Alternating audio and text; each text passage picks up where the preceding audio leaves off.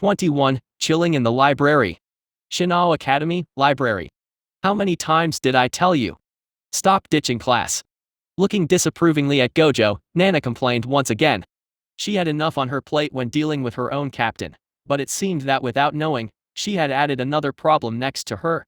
Putting back the book he was holding before taking another one, Gojo simply gave a short laugh without even raising his head. Currently, he obviously didn't wear his glasses nor his blindfold.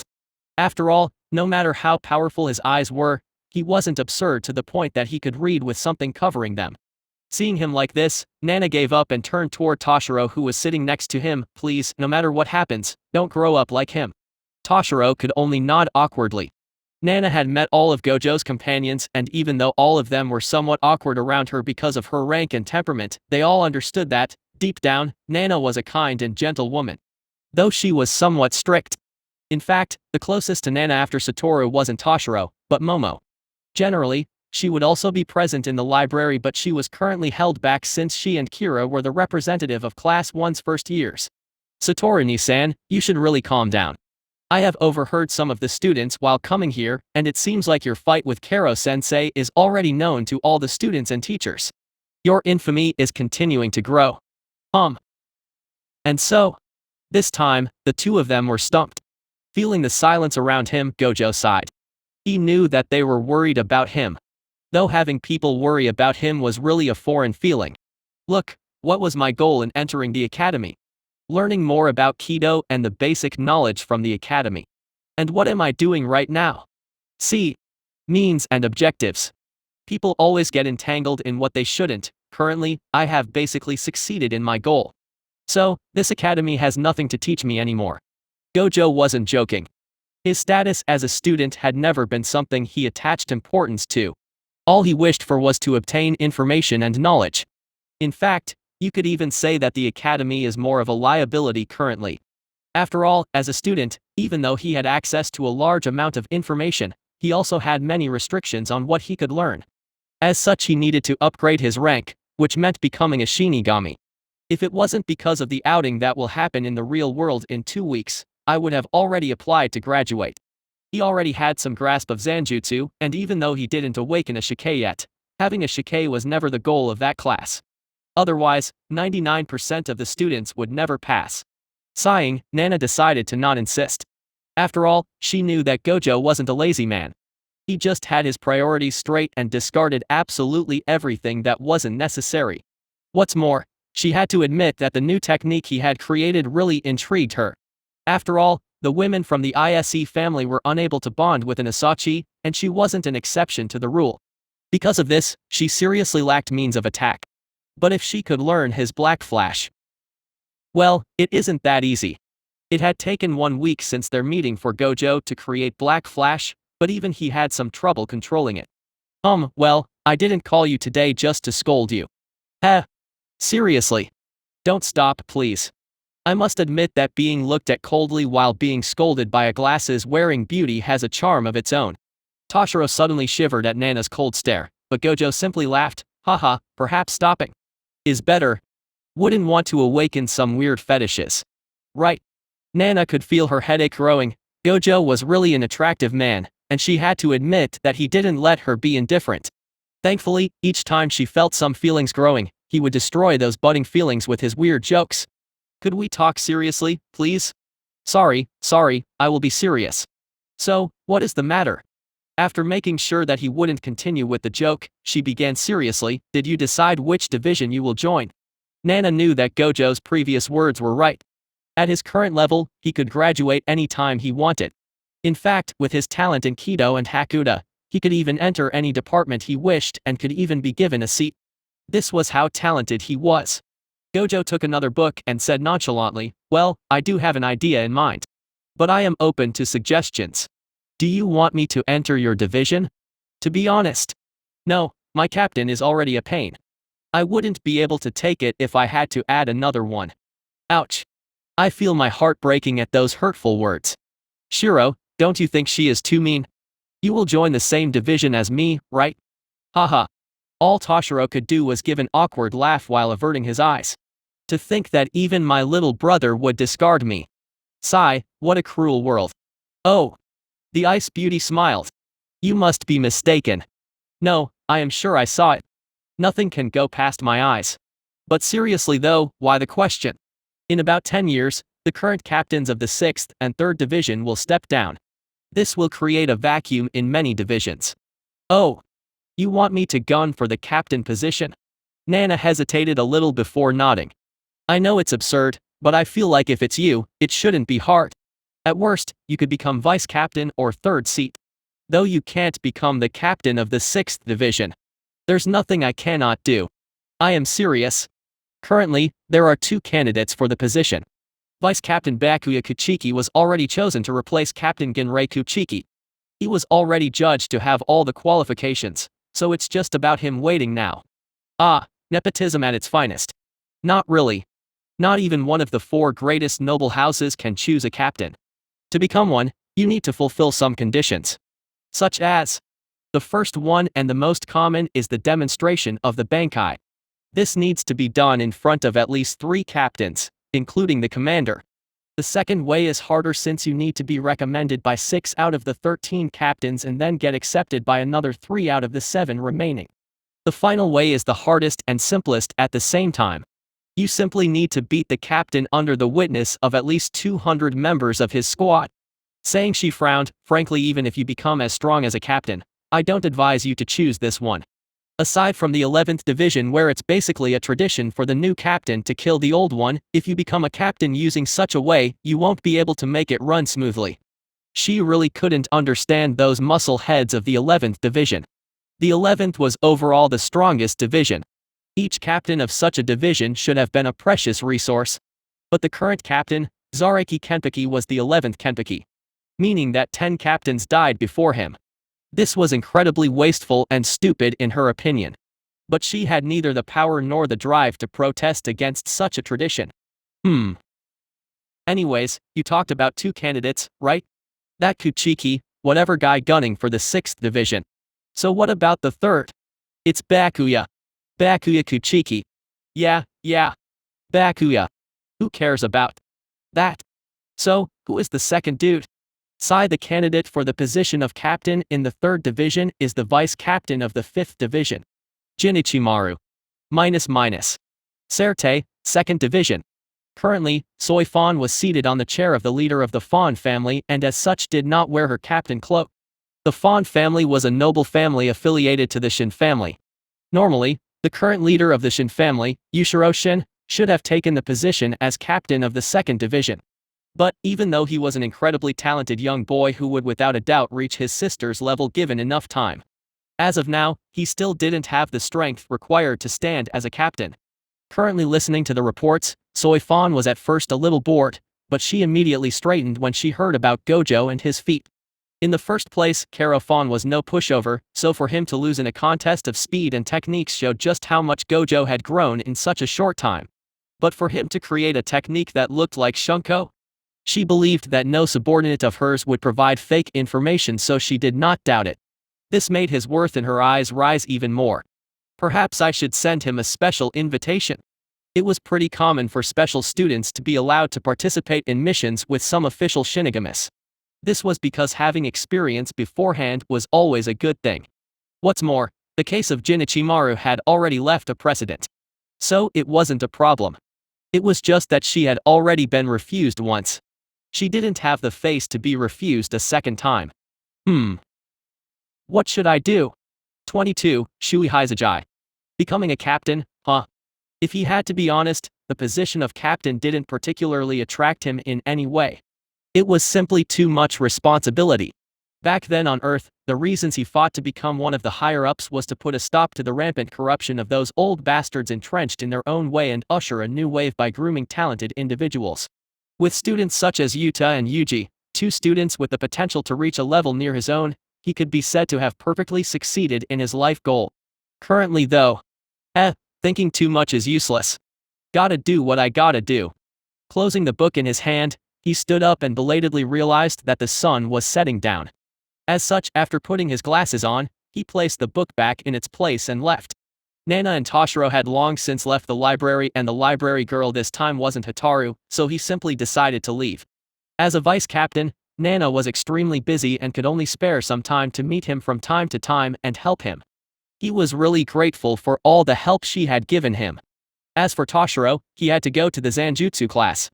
As he had thought, Toshiro was really a genius and his Asachi was already beginning to show individual traits. At this rate, it wouldn't take more than a few months for him to get the name of his Zanpakuto and reach the Shikei, a level that nearly 90% of Shinigami never reached. Gojo, on the other hand, despite all his talent, was currently unable to enter in contact with the soul of his sword. The way for a Shinigami to contact his/her sword was to go through a special kind of meditation called Jinzen. But despite all his tries, even though he could feel the soul of his sword, he was simply unable to communicate with it. Gojo understood his problem and was simply helpless toward it. It wasn't a question of talent, but his own disposition. He knew that deep down, he was rejecting the sword. A Zanpakuto was supposed to be a partner, a friend, the closest and most reliable companion a Shinigami could have in its entire life. But SATORU Gojo did not need to have a companion. In his entire life, there was only one man he could call as such. Suguru Geto. His best friend and a man he had to personally put down once he went to the dark side. Since then, no one could ever catch up to his footsteps. He was the strongest sorcerer. The one who stood at the top. This was his pride. This was his deepest conviction. Even after dying and coming into this world, he still held the same conviction. That was why his heart stayed closed off from his Zanpakuto. But, even though he knew the source of the problem, there was nothing he could do about this. Sigh, being stumped because of some bullshit-like emotions is truly a pain. Scratching his hair, he walked alone in the deserted alley before stopping as he looked at 4 men, wearing the standard uniform of the academy, standing in front of him. Yo. What might be the matter? Just so you know, I am not interested in men. The 4 men seemed ticked at his nonchalance. SATORU Gojo, is this how you talk to your senpai? Heh. Am I perhaps about to be bullied? Oh, I must say, this is really a new experience. So, my dear little senpai, for what do I owe you the pleasure of this visit? You. Stop. No need to enter his game. The most rash one was stopped by a slender black-haired man with the number 69 on his left cheek. Then, facing Gojo, he continued, my name is Shuhei Hizajai. A 6th-year student from Class 1. While I do admit that the way we appeared might have seemed a little misleading and for that I apologize, I also believe that your disrespectful words were unwarranted. Could you please apologize as well? Gojo could see that the man was really sincere. Ah, I really hate this type. He could already see that despite his punk-like appearance, this guy was the noble type. Not noble in terms of bloodline, but in terms of actions and way of thinking. They were the kind of people who believed that there were no genuinely evil people and all that bullshit of this kind. Gojo tended to call this kind of people, kind hypocrites. He didn't hate them per se, but the problem with kind hypocrites was that once their beliefs were broken, they tended to become, let's say, slightly extreme. He understood more than anyone. After all, Geto had also been this type. The type of man that said words like protecting the weak, following their duties, and all that righteous bullshit. And in the end, it was the same man who decided that the world could only be saved by exterminating all non-sorcerers. Even at his very last moment, before SATORU killed him, Geto could simply lament at how much he could not support the world. The world will always be an unkind place for the righteous. Thinking about his dead friend once again, his good mood vanished and simply nodded, sorry. You guys are truly sensitive, can't even take a joke, sigh. I see. Well, I guess I will take this apology. As Gojo thought, despite how his appearance suggested otherwise, Shuhei was truly a pacific man that hated conflict and bloodshed. Knowing that forcing the issue for a normal apology would only worsen the situation, he simply backed off and entered the heart of the issue. SATORU Gojo. If we stand here in front of you, it's because your actions have severely disturbed the peace of the academy. Many students have to complain about your, let's say, slightly troublesome attitude, and some male students also complained about your amorous habits. At this part, Shuhei coughed to hide his embarrassment. Seeing this, Gojo couldn't help but snicker. Aside from ditching class, Gojo wasn't idle when it came to wooing girls. After all, he couldn't simply study all the time, right? In fact, he even thought he was pretty tame compared to most university students back on Earth. So, Shuhei managed to calm down and continued, I understand that it's your freedom to act as you wish. For the second issue, No one here is a child. As such, while I personally find this practice deplorable, I have neither the right nor the intention to stop it as long as the concerned parties gave their consent. There he becomes even more serious, but about the main issue. Your comportment is without a doubt setting a bad example for the students. You may perhaps not need those classes, but for the normal students, seeing someone succeed without putting any effort while they give their all is disheartening and affects their studies. So in short, a bunch of whining bastards couldn't face reality and came to complain so that I will become a model student and at least heal their wounded egos while giving them the illusion that they aren't just useless trash. Is that it? Shu's face twitched. Even though the words used by Gojo were extremely harsh, the truth was as he depicted. What's more, most of the students complaining were nobles who couldn't accept that someone from the Rukunga could surpass them so much without even trying. Shuhei didn't come here without doing his research on Gojo. He even knew about the short fight against the Hakuda and Shunpo instructor and such, understood that judging SATORU with their standards was simply stupid. He could not understand the use of such jealousy. If you felt inferior, wouldn't it be better to double, triple, or even quadruple the amount of effort you put in so that you could reach your goal? Ever since he had been saved from a hollow attack all those years ago by the ex-captain of the 9th Division, Kenshi Meguruma, Shuhei had never ceased to put in the effort necessary to reach his idol. He even went as far as tattooing the same number 69 on his body, though on his cheek rather than his chest. Even the fact that Kenshi was now considered a traitor and a fugitive alongside many other captains didn't change his admiration. This was why he could not understand people who used excuses to hide their own mediocrity. But even so, I understand your frustration. But please, for the sake of the academy, stop your conduct. While saying that, he gave a deep bow. Watching him like this, Gojo lowered his glasses before giving his smirk. Shuhei Haizajai was it? Hee hee. Did you know? If a bow was all that was necessary to make any requests, the world would truly be a different place. Putting back his glasses on, he put his hands in his pockets and swaggered past the bowing Haizajai without any care in the world. Before turning in the corner, he gave some last words. I respect your words and your way of thinking. But I will never force myself for the sake of people I do not recognize. Trust me, it isn't worth it. This was his creed. He wasn't a hero. Nor was he even a good person. He didn't fight for something illusory like justice, nor did he wish to become an example for anyone. He simply lived his life as he wished, uncaring to anyone else. 23. Basic understanding. After his fight with the instructor and the short episode with Shuhei, it seemed that the academy had completely given up on him. Had it been a normal university, he would have been expelled long ago for misconduct, but that wasn't the case here. Since the difference in talent between Shinigami could go from one extreme to another, they were given larger freedom in organizing their schedule. It was just that there has never been a student like SATORU who simply ditched classes. Of course, there was a catch to this freedom. The more you missed classes, the harder your graduation exam to pass in the next year would be. After all, if you had the skills to miss classes, it meant that you weren't at the same level as a normal student. It was because he knew that what he was doing wasn't against the rules that he had dared to be so brazen. After all, getting expelled would go against his objective. Since then, the days passed and were rarely the same. After a while, he simply stopped coming to classes altogether. But no one came to bother him anymore. Sometimes he would study in the library, sometimes he would be busy teasing some girls or bothering Nana when she came to visit him. During the evening, he would spar with Toshiro or give some instructions to Momo in Hado. When he was free, he would eat some sweets or simply gaze at the sky while laying down in the garden of the academy.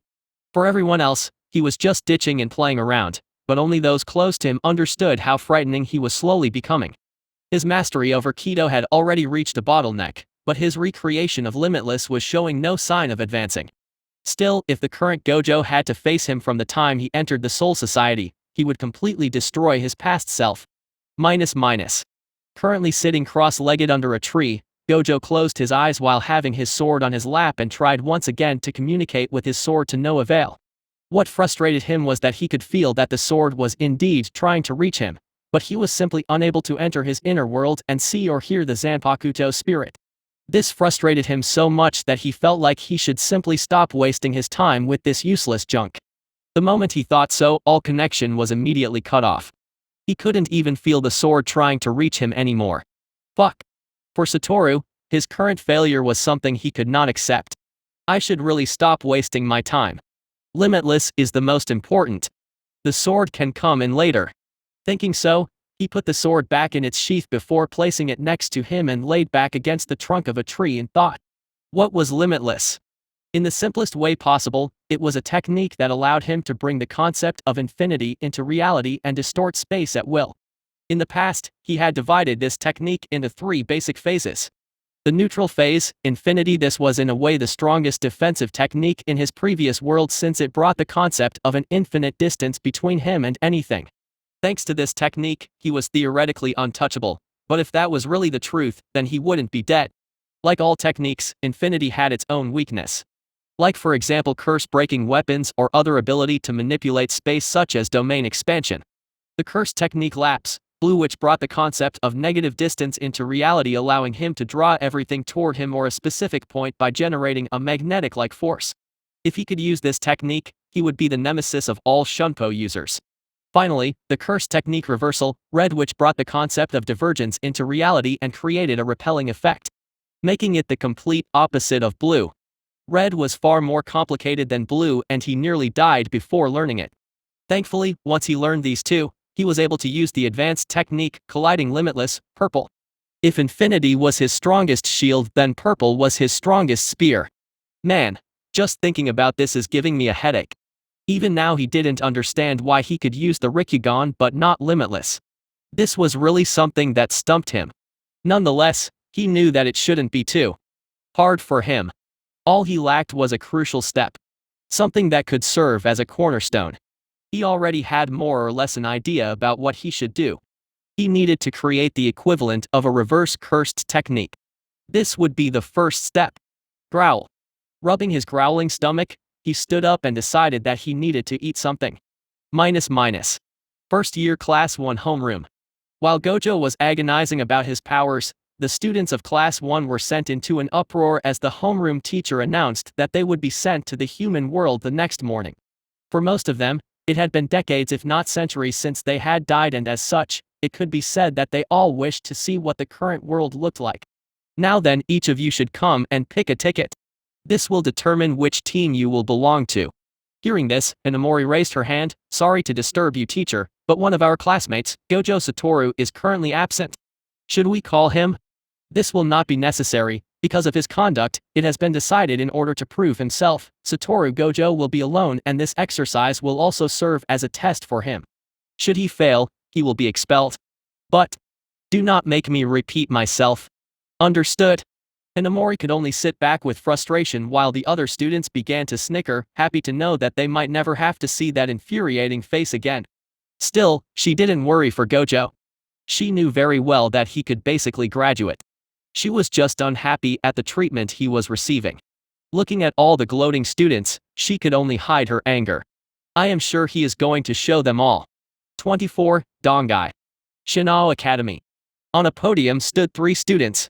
One man was in the front while one woman and another man were behind him.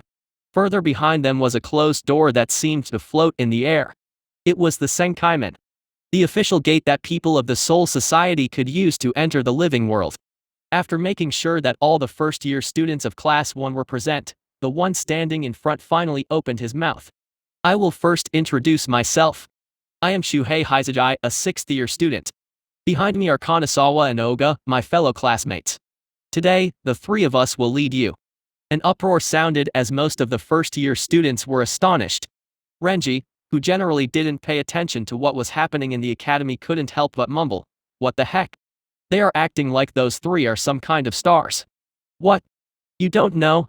Kira, who usually stayed silent, couldn't help but exclaim. Ha! Should I? Hiya! Forget it. Anyway, the uproar is mainly because of that guy. Shuhei Haizajai. His entry in the Goti 13 is already a foregone conclusion. In fact, it's even said that he would directly obtain a seated position once he enters. Whistle seems like he is really a big deal. What do you think, Gojo? Yawn. I just think that having to wake up so soon is a crime. Toshiro on the side commented dumbfounded. Nisan, this is the normal time for classes. And this is why it's a crime. The guy who made that schedule is really a demon. The others could only laugh bitterly. They were already used to Gojo's laid-back manner. Still, are you sure you will be alright alone? Do you even know how to do a soul burial? It was just explained to us. Haha. No worries. It's me after all. The others could only nod while Renji watched with admiration. Even though he always showed a brash personality, the truth of the matter was that, deep down, he had always lacked confidence in himself. But he could see none of that in Gojo. His words weren't just bragging, but born from a supreme confidence in himself. Silence, please. From the podium, Hataru silenced the student before continuing, from now on, aside from one of you, all the rest will act in teams of 3. Saying so, she sent a pointed look to Gojo, who could only scratch the back of his head sheepishly. After their one time together, they did pass some other moments again, but neither of them really felt any spark between them. This was even more so since Hataru knew that Gojo had relationships with other students. The only saving grace was that Gojo had never tried to play her like a fiddle, and as such their relationship was still alright. Momo, what's wrong? Toshiro asked as he looked at a blushing Momo. And no. Nothing. Haha. Momo could only awkwardly laugh. Her room was close to Gojo and she could see the string of women visiting him. In fact, she knew that even some first-year girls were part of the lot. It had to be said that whatever the era, bad boys would always have a certain attraction for women. This created some very weird moments for her that would cause her to blush in shame whenever she remembered them. Anyway guys, how are you paired? I am with Momo and Renji. Meanwhile, Kira is with 2 other students. They are. No need to tell me. It isn't like I will remember their names. Gojo dismissed and began to walk away. He didn't care about people who had nothing to do with him. This was just a waste of time and energy. Now then, does everyone have their hell butterflies? If so, let's go. All the students nodded, while a plethora of black and purple butterflies appeared around next to them. Watching the butterfly landing on his shoulder, Gojo could only marvel. It seemed that this little thing was the equivalent of phones here, since they served as communication devices. Well, in a way they are also GPS. Ha ha ha. Gojo joked inwardly. Those butterflies were necessary guides when using the Senkaiman. Without them, chances were that one would get lost in the Dongai. The Dongai was a sort of alternate dimensional passage that connected the Soul Society and the human world. It also floated in the Garganta, another void dimension that connected the human world, the Soul Society, and the Hueco Mundo. Gojo had done his research, but he had to admit that creating the Limitless without a trigger would be hard. Perhaps I will find the answer in the Hueco Mundo or the Dongai. What's more, from some records he knew, the Dongai was a zone where time flowed 2,000 times faster than in the outside world. Well, this is a question for another time. As he was now, using the Dongai or the Hueco Mundo would only be suicide. Getting erased by a Kodotsu in the Dongai or eaten by a hollow in the Hueco Mundo wasn't on his to-do list. Thinking so, he began to walk alongside the students and finally passed through the Senkaiman. 25. Nothing will happen. Human Realm, Japan, Naruki City. The passage through the Senkaiman was pretty fast. In fact, from the traveler's perspective, one simply had to open the door, step through a room and open the other door. The fact that Senkaiman could be opened with any Zanpakuto showed that whoever created them had some deep mastery over space travel. The moment all the students stepped through the door and appeared on the roof of a large building, Shuhei began to speak. This is Naruki City. This city is under the jurisdiction of the 10th Division. For today's exercise, all the hollows have been completely swept away to avoid any problem, so do not worry. All the students nodded and began to observe the city. Currently, even though they left the Soul Society in the morning, the moon hung in the sky of the human world. This clearly showed that there was some shift in time. Shuhei found it a little weird since it wasn't supposed to happen normally if the gate was well created. But he wasn't worried either as, while rare, it was something that could happen. That's why passing through the Senkaiman was necessary, since it was possible to be sent far in the past if you were lucky, or completely erased by the current of time 90% of the time if you passed through by Dongai. While Shuhei began explaining how the exercise would be going on, Gojo, who separated himself from the other students, took off his blindfold and took a deep breath before observing the city. So this is really a different world and time. Even though this was indeed Japan, he could not feel an ounce of cursed energy. Cursed energy was born from the negative feeling of humans. He knew that the Second World War had just ended, so this period should have been one of the most active with curses. Still, it was both funny and sad that no matter which world, Humans would always find a way to wage war. Still, even though there was no cursed energy.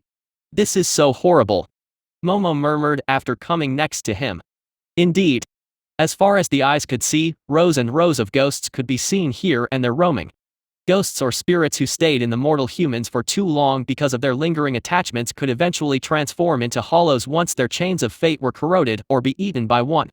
Thankfully, the transition from spirit to hollow could take months, if not years. Though becoming a hollow's meal was more of a question of luck. Gojo understood clearly that since the war ended not long ago, it was normal for so many souls to still linger on Earth. No wonder they are willing to send students. I guess having more help is always appreciated. While Gojo was laughing inwardly, Momo could only lament, why do people always go to war? She couldn't really understand this. Wouldn't it be nice if everyone could simply be happy? Gojo scoffed at those naive thoughts, religion, ideology, resources, land, spite, love, or just because. No matter how pathetic the reason is, it's enough to start a war. It's human nature to pursue strife. Saying so, he put back on his blindfold and began to walk away. Rather than thinking about something useless like a world without war, you should think of how to become stronger. Momo lowered her head at his admonishing tone. Renji, who stood on the side, wanted to speak, but Hisuge stopped him with a shake of his head. He knew very well that behind his easygoing exterior, his big brother was someone who was extremely cold, almost uncaring even. What's more, he wasn't saying this to make Momo feel bad but to seriously advise her. SATORU, Gojo. Where are you going? Haha. I don't really know. I just found something really interesting. You guys can stay here and play around if you wish. Shuhei was incensed. This was a very important exercise, but this man was playing around. Even though it has been decided that he would take this exercise alone, it should have still been under the supervision of one out of the three of them. SATORU, Gojo, I need you to stop. Now. Heh. Haha, catch me if you can. See ya. With those words, he literally vanished from their eyes. Shuhei could only widen his eyes at this sight. This speed had long surpassed what a normal Shunpo should be able to. He had heard about his fight with the Shunpo instructor and had thought that it was just the instructor going easy on Gojo, but it seemed that he had been wrong. Gritting his teeth, he briefly considered giving up on Gojo. After all, he seemed strong, and he was acting like a nuisance. Finally, his sense of duty took over his feeling of indignation and he decided to follow him. But just as he was about to, he was startled to find something missing. I can't feel his Ryutsu at all. How did he do it? Shuhei, what do we do? SATORU asked on the side while looking worriedly at the direction Gojo went to. Like Shuhei, she was unable to feel his Ryutsu anymore. Though she was less surprised. After all, she had sometimes seen him completely suppress his energy while training. Something that should be impossible since all Shinigami always leaked a minuscule amount of Ryutsu even when they held back. Shuhei hesitated a little before finally shaking his head. We do not know where he is going, and following him blindly would be a waste of time. We will proceed with the exercise as planned, and if he isn't back before sunrise, we will ask the Soul Society to locate him through his hell butterfly. What if something happens to him? Do not worry. As I said, all the hollows in the area had been swept off. There shouldn't be any problem. 26. A hint toward limitless. Under the moonlight, Gojo was using Shunpo after Shunpo to reach his target. He wasn't lying when he said that he had found something interesting. Shinigami were unable to completely hide their Ryutsu. From what he had seen with his eyes, even Soifon, the leader of the secret force, could only hide her Ryutsu partially. Not even him, with his absolute control over his energy thanks to his eyes, could do so. The best he could do was to lower the emission of his Ryutsu to the level of a human, which made him nearly untraceable. The reason for that was because of nearly invisible vents in the wrist of all Shinigami from where their Ryutsu leaked. You could say that those vents were basically the noses of Ryutsu. There was just one little difference. For a human, having his nose blocked would just mean not being able to breathe for a short while. At most, you could also breathe with your mouth. For a Shinigami, having those vents blocked meant internal combustion and then death. Long story short, as long as you didn't want to die, you wouldn't stop all your Ryutsu from leaking. But here was the problem. When he used his eyes the moment he stepped on the roof, he saw two astonishing things. The first thing was a bunch of super huge and completely white hollows. From their masks to their bodies, everything was white. In all illustrations, he had never seen such things. The worst was that he couldn't feel them and he couldn't really see them either. He could only see their energy. This meant that they would be invisible to the students. It wouldn't be a problem for one such hollow to appear. But an entire group? Even more so after the 10th Division supposedly killed all the hollows in the surroundings? The second thing he saw was two Shinigami, or at least he thought they were Shinigami. He couldn't feel them. He could only barely see the energy circulating in their body. What's more, they were also invisible to normal eyes. Still, those guys are strong. Really fucking strong. Even stronger than Soy Fan. He began to slow down while thinking about how he would resolve this situation. Meanwhile, two cloaked people were standing on a building while feeling the ryutsu of the students. Someone is coming. The one who spoke was standing slightly behind the other man as if showing respect. Oh. Indeed, it seems like someone is really coming. What a beautiful control of his energy. Is it a member of the secret corps? It shouldn't be. Only the students of the academy are in the zone. So, a student managed to see through Kisuukira's specially created hiding cloaks? This was something beyond incredible. Ever since he had stolen some of the equipment created by Kisuuk, he had never been caught when wearing this cloak. Not even a captain should have been able to feel him. This is interesting. Really interesting. Under his cloak, the gaze behind the glasses was gleaming with a chilly light. Should we kill him? As the man who was clearly the subordinate asked, he slowly brought his hand toward the short sword at his hip. Even though they were still a few kilometers away from each other, piercing and killing that lone student would be no problem. After all, aside from the commander, his Zanpakuto had the longest reach in all the Soul Society. The leader clearly hesitated, torn between his scientific curiosity and his careful reasoning. Finally, his curiosity won. Killing that student now would be easy, but what he was searching for was a way to surpass the inherent limitations of Shinigami. Even now he was still unable to find the Hagyoku created by Kisuuk, and as such, his researches on the fusion between hollows and Shinigamis were still incomplete. It was sad that he hadn't been able to capture the captains who survived the hollow transformation 60 years ago. Once again, because of that damned Kisuuk. That man is really the nemesis of my life. Well then, I initially wanted to see how those students would fare against the new experiments, but no matter. Don't kill him. We are going. Understood? Open the Garganta. At those words, the sky literally cracked open. Back to Gojo, he immediately stopped running when he saw this huge hole in the sky. Taking off his blindfold, his eyes widened in shock as a huge beam of light fell from the hole and covered the two suspicious cloaked people before bringing them into the sky. In the shadow of that dimensional hole, wriggling forms wearing completely white masks could be seen. Menos Grande. Jillian. So, those two are Ajuches or Vasto Lord? Menos was a classification of hollows who, in order to become stronger, stopped chasing souls but rather began to eat each other. 3 classifications were given. Jillians, then Ajuches, and finally Vasto Lord, whose powers were said to be equal or slightly higher than a captain. So this beam of light is the negation. While this black hole is Garganta. An excited smile formed on his face as he watched it before he finally began to laugh loudly. Finally, fucking finally. He didn't even care anymore about who those cloaked figures were. Nor did he care about anything else. Seeing it once was enough. The Hueco Mundo really held the way for him to recreate Limitless. He just needed a way to travel between dimensions. Just as he was about to bathe in this feeling of euphoria. Boom! The world rocked as the group of white hollows which previously stood around the two figures reached and circled around him. The combined spiritual pressure was so high that the world itself seemed to tremble. But for Gojo, none of that mattered. Looking at those hollows, all he saw was a bunch of training dummies. Ha!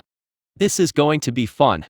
After all, nothing was better than a true fight to test the skills he created. 27 reactions and a cat. Goti 13, 10th Division Barrack. Captain. Captain. It's an emergency. A black-haired Shinigami was running hurriedly with a frightened expression. He opened the door of the captain's office without even introducing himself. The detectors signaled an anomaly in space in the human world and are going crazy. They also detected an abnormally large concentration of Ryastu in the city. Isshin, who was lying down and relaxing, and Ranjaku, who was seated on the captain's seat while working on a mass of papers, both raised their heads in shock at the sudden entrance. The information was crucial, but more than anything, They remembered that the first-year students of Class 1 were supposed to be in that very city. Shit. Ranjaku. Roger. Leave it to me, Captain. Ranjaku didn't even need him to finish his sentence and got up before rushing towards the Senkaimen set in their barracks. Because of their power, the procedures necessary for a captain and a vice-captain to visit Earth were completely different from normal Shinigami. The moment she passed the gate, a tattoo in the form of the insignia of the 10th Division formed on her right breast, before becoming invisible. This tattoo was an obligation and would limit her power level to a fifth of her full power, but it was necessary to keep the equilibrium in the human world. What's more, the transfer between the two dimensions wasn't instantaneous. I hope that I won't reach them too late. The fact that the 10th Division would be responsible if anything happened aside, she couldn't accept to leave a bunch of students to their death. Still, it wasn't as if everything was hopeless. She remembered that the student named Gojo SATORU should be part of the group. From the information she had, he was already quite strong. Let's hope that everything is alright. Human world, Naruki City. Meanwhile, on the student side, while all of them were doing the exercises of sending souls to the other side, they all stopped as they felt a crushing power on them. Even though they couldn't find the source, meaning that the cause of it was quite far, this didn't bring them any relief, as this meant that despite the distance, those beings were strong enough to be felt from far away. Shuhei Hizujai was briefly stunned before his expression became grave. Don't panic. Everything will be alright. He took his butterfly and sent a message before watching it disappear. As students, their Zanpakudo did not receive the permission to open a Senkaimen. They needed to ask for help once they were finished. Now though, it was clearly an emergency. Taking a deep breath, he calmed himself and continued. Hataru, Aoba. Yes. I need you to take care of the students here. What about you? Student Gojo is still somewhere. I need to find him. What's more, I also need to take a look at the situation and make a report of the situation. Hataru and Oga wanted to protest, but they knew that now wasn't the time. They needed to secure the students and wait for help. Wait. Hizujai-senpai. I am going. I can recognize Gojo's Ryutsu. Just as he was about to use Shunpo and rush towards the source, he was stopped by a female voice. Turning around, he immediately recognized her, since she was the best student of the first year in Kido. Student Hinamori. I am sorry, but I am also going. He was once again interrupted by another student. Looking at the short silver-haired boy, Shuhei sighed. You are making me waste time, Student Hitsugaya. Since we are wasting time, why don't we just go? Renji and Kira also advanced. Looking at them, Shuhei was feeling proud that such people were students and most likely his future colleagues if they didn't die. Because of this, he was even more adamant about refusing. Are you even able to use Shunpo? This question stumped them. After all, not everyone was a freak like Gojo who could master Shunpo in less than 2 weeks and even create a technique based on it. They also understood that without Shunpo, they would only be dead weight in this situation. Looking at each other dejectedly, they were about to back when Toshiro raised his hand. It's still rough, but I can use it. Not only Shuhei but even the other students who were watching from the side were shocked. In the first place, none of the Zankinsoki was supposed to be learned in the first year. After all, the final goal at the end of the 6 years course was only to reach the level of practitioners. Hitsugaya being able to use Shunpo now meant that it wouldn't be weird for him to graduate early. Seeing this, Shuhei bit his lips before deciding that they had wasted too much time. Let's go. Then, the two of them immediately vanished. Looking at the now empty space, Momo clenched her fists in frustration. Shiro-chan, Gojo. Good luck. The fact that this was all she could do was so frustrating. She wished for more power. She wished to become stronger. She did not want to have this feeling of helplessness ever again. Unbeknownst to her, those feelings made her Zanpakudo shake slightly, as if trying to reach her. Human world, Karakura Town. Naruki City and Karakura Town were neighbors. In a rather sparsely decorated shop, one man wearing a green and white hat sat peacefully with a teapot in his hands. Looking at the moon, he sighed after taking a sip. The moon is so beautiful. But it seems like trouble is brewing. Next to him, a black cat was laying lazily as if it didn't care about the man's muttering. Then, stretching, it slowly stood up before looking in the direction of Naruki City. Are you going? The man asked. I am just bored. Might as well see what the fuss is about. Surprisingly, the cat answered with a deep voice. Anyone else seeing this scene would have jumped in fright, but the man did not seem surprised. Well, just be careful. It could be a trap. The cat looked at him with disdain. Who do you take me for? Even after 60 years without training, I am still the fastest, you know? No one can catch me. Saying so, the cat immediately vanished. Now alone, the man let out a laugh, haha. As prideful as always. But I guess the title of Flash Goddess isn't for show. Taking another sip of his tea, he stood up and adjusted the hat on his head. Now then, I guess I should go visit Shinji and the others. Then with a burst of speed, he also vanished. 28. I want to punch him. Human world, Naruki City. Standing in the middle of a horde of hollows, Gojo did not feel an ounce of fear. For as long as he remembered, he had never feared something as trifling as death. Taking off his blindfold completely, his eyes began to shine as if they were jewels. It's time to take this a little more seriously. At that moment, an overpowering aura began to emanate from him while covering the hollows completely. His Ryastu, that should have been blue, began to take a black hue as lightning formed around him. Biri biri biri. Black flash. Boom. Before those mindless hollows could even understand what was happening, one of them was kicked away and propelled a few meters in the sky before landing with a thud. Its mask was already showing cracks and its aura was so chaotic that it couldn't move properly anymore. Still, even though it was incredible, tch. I wanted to end them in one hit. He felt incredibly displeased to see that hollow surviving. Shunpo. Breaking the sound barrier, he avoided a hit from behind and appeared at the top, the one who tried to take him down. Hello. When the hollow tried to raise its head. Bye-bye. Gojo brought down his fist. Boom. This time he held nothing back and was satisfied at the view of the mask completely breaking off under his fist. Haha. Now we are talking. Destroying that hollow had been so exhilarating. How could he stop now? Roar. The hollows seemed to go mad. All this while, it has been them terrorizing Shinigami. Looking at the hollow that forgoed all defense and punched towards him, Gojo yawned. It was so slow in his eyes. He could already see how to avoid it and kill that hollow in one blow. But then, this fight was for him to practice, right? Pushing his hands together, he murmured. Bakudo number 39, Inko scene. Stretching his right hand, a shield made of light appeared between him and the hollow, completely negating the impact of the shock. Not wishing to waste any more time on it, Gojo continued. Hado number 31, Shakaho. A red beam flashed and evaporated the upper half of the body of the hollow. Even though a Hado in the 30s was nothing much in the hand of someone like Gojo, it was just a perfect weapon of destruction. For an instant, Gojo felt as if he was once again on Earth using the cursed technique, red. But he knew that they just looked alike. Sighing, he took out his sword and, gathering lightning on it, slashed. Swoosh. Another hollow was immediately cut in two from head to toe. Shaking his head, he began to count, 3, 6, 8, 12, 20. Only 20 of you guys remain. Sai, try to entertain me more at least, okay? Some of the hollows began to take a step back. In their long life, it was the first time in a long while they had felt such a deep fear when facing another being. Unable to take it, all of them backed away before flying away at full speed in directions. Standing on the ground and looking at this scene, Gojo could only widen his eyes in surprise. Heh? For real? He had been so sure that those hollows were nothing more than mindless beasts that he did not even think of the possibility of them running away and flying. Gojo frowned. He knew that in the human world where the Reishi particles were looser, they basically create a ground for them to walk or run on in the sky.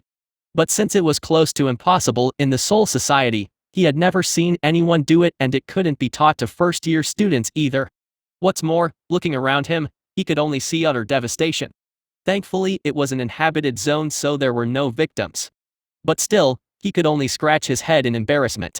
Whoever you are, could you get out please? Oh. You managed to find me? This sentence seems so familiar. Looking at the intruder, he smiled. Heh, a talking cat, is it? He didn't seem particularly surprised, something the cat remarked. It's the first time someone wasn't shocked at my appearance. Haha. Sorry, but I have seen things way more surprising. His previous teacher had a walking and talking plushly. Compared to that, a talking cat was nothing that outlandish. Even though the said cat seemed to hide an insane amount of power. So, Mr. Cat. Why were you spying on me? The cat didn't answer but rather looked pointedly at him. The distance between the shop and this place might be large, but for someone like it who could move at supersonic speed, it was nothing. As such, it had been able to observe the fight from the beginning. What the hell are they teaching students at the academy nowadays? If the one fighting had been a vice captain or a captain, then it wouldn't have been surprised. But a student? It suddenly began to doubt life. Did the Soul Society grow so much in just 60 years? Ha! So you are related to the Shinigami. As for your question, let me correct you on one thing. Smiling, with his eyes full of confidence, he enunciated slowly. I don't know how the Soul Society was 60 years ago or whatever. But, in this world, I am unique. Looking at this smug face, all feelings of awe vanished from the cat's mind and one thought replaced it. I want to punch him. 29. Hiren Maru. In a deserted and nearly destroyed part of the city, a cat and a man were facing each other. Did anyone ever tell you that you are infuriating? Now they are too busy staring at my handsome face to care. Haha. The urge to punch this man grew even more in its heart. But at the same time, it couldn't help but feel that this man was very interesting. What's more, he reminded it of its best friend, Kisuke Uraera. This man and Kisuke would either become best friends or the worst enemies. Why don't you chase after those hollows? Scratching his head, Gojo answered awkwardly, I don't know how to fly. The rustle of the winds could be felt clearly. The sole reason it still bothered talking to that man was because of how curious it was and also the fact that all those hollows were still on its radar.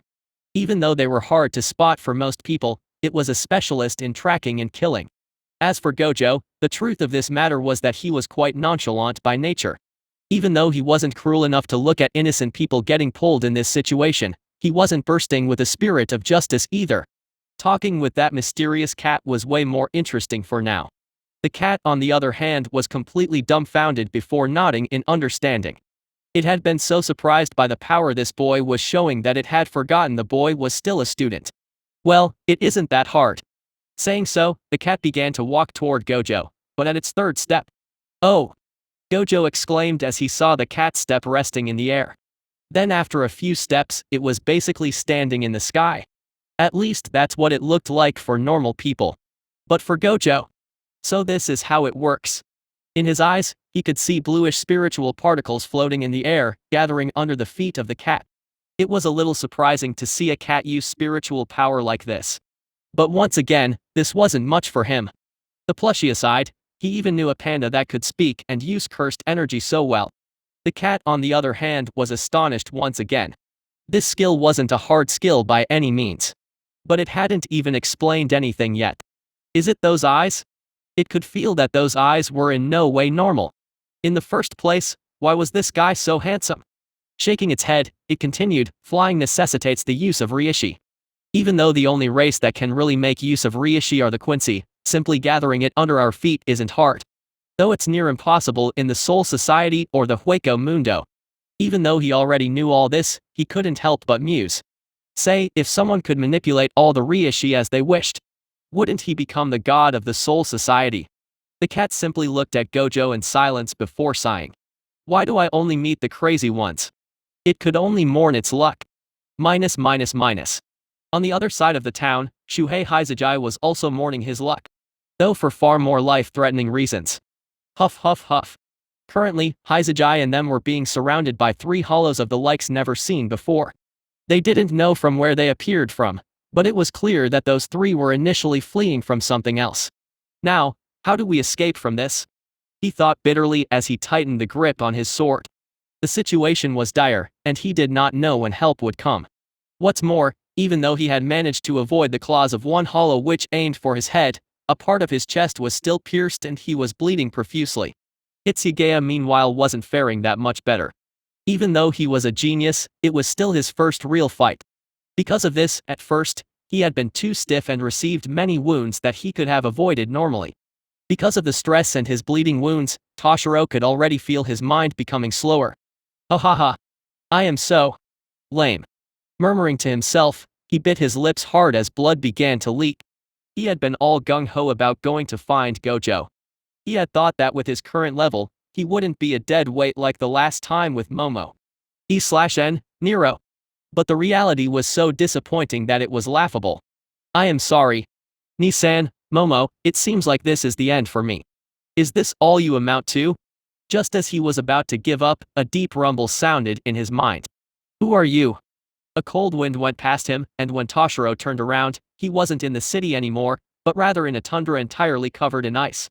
Before he could even understand what was happening, he slowly raised his head and looked at the huge serpent-like dragon entirely made out of ice that was looking down at him. I have seen you in my dreams. Who are you? My name is. What?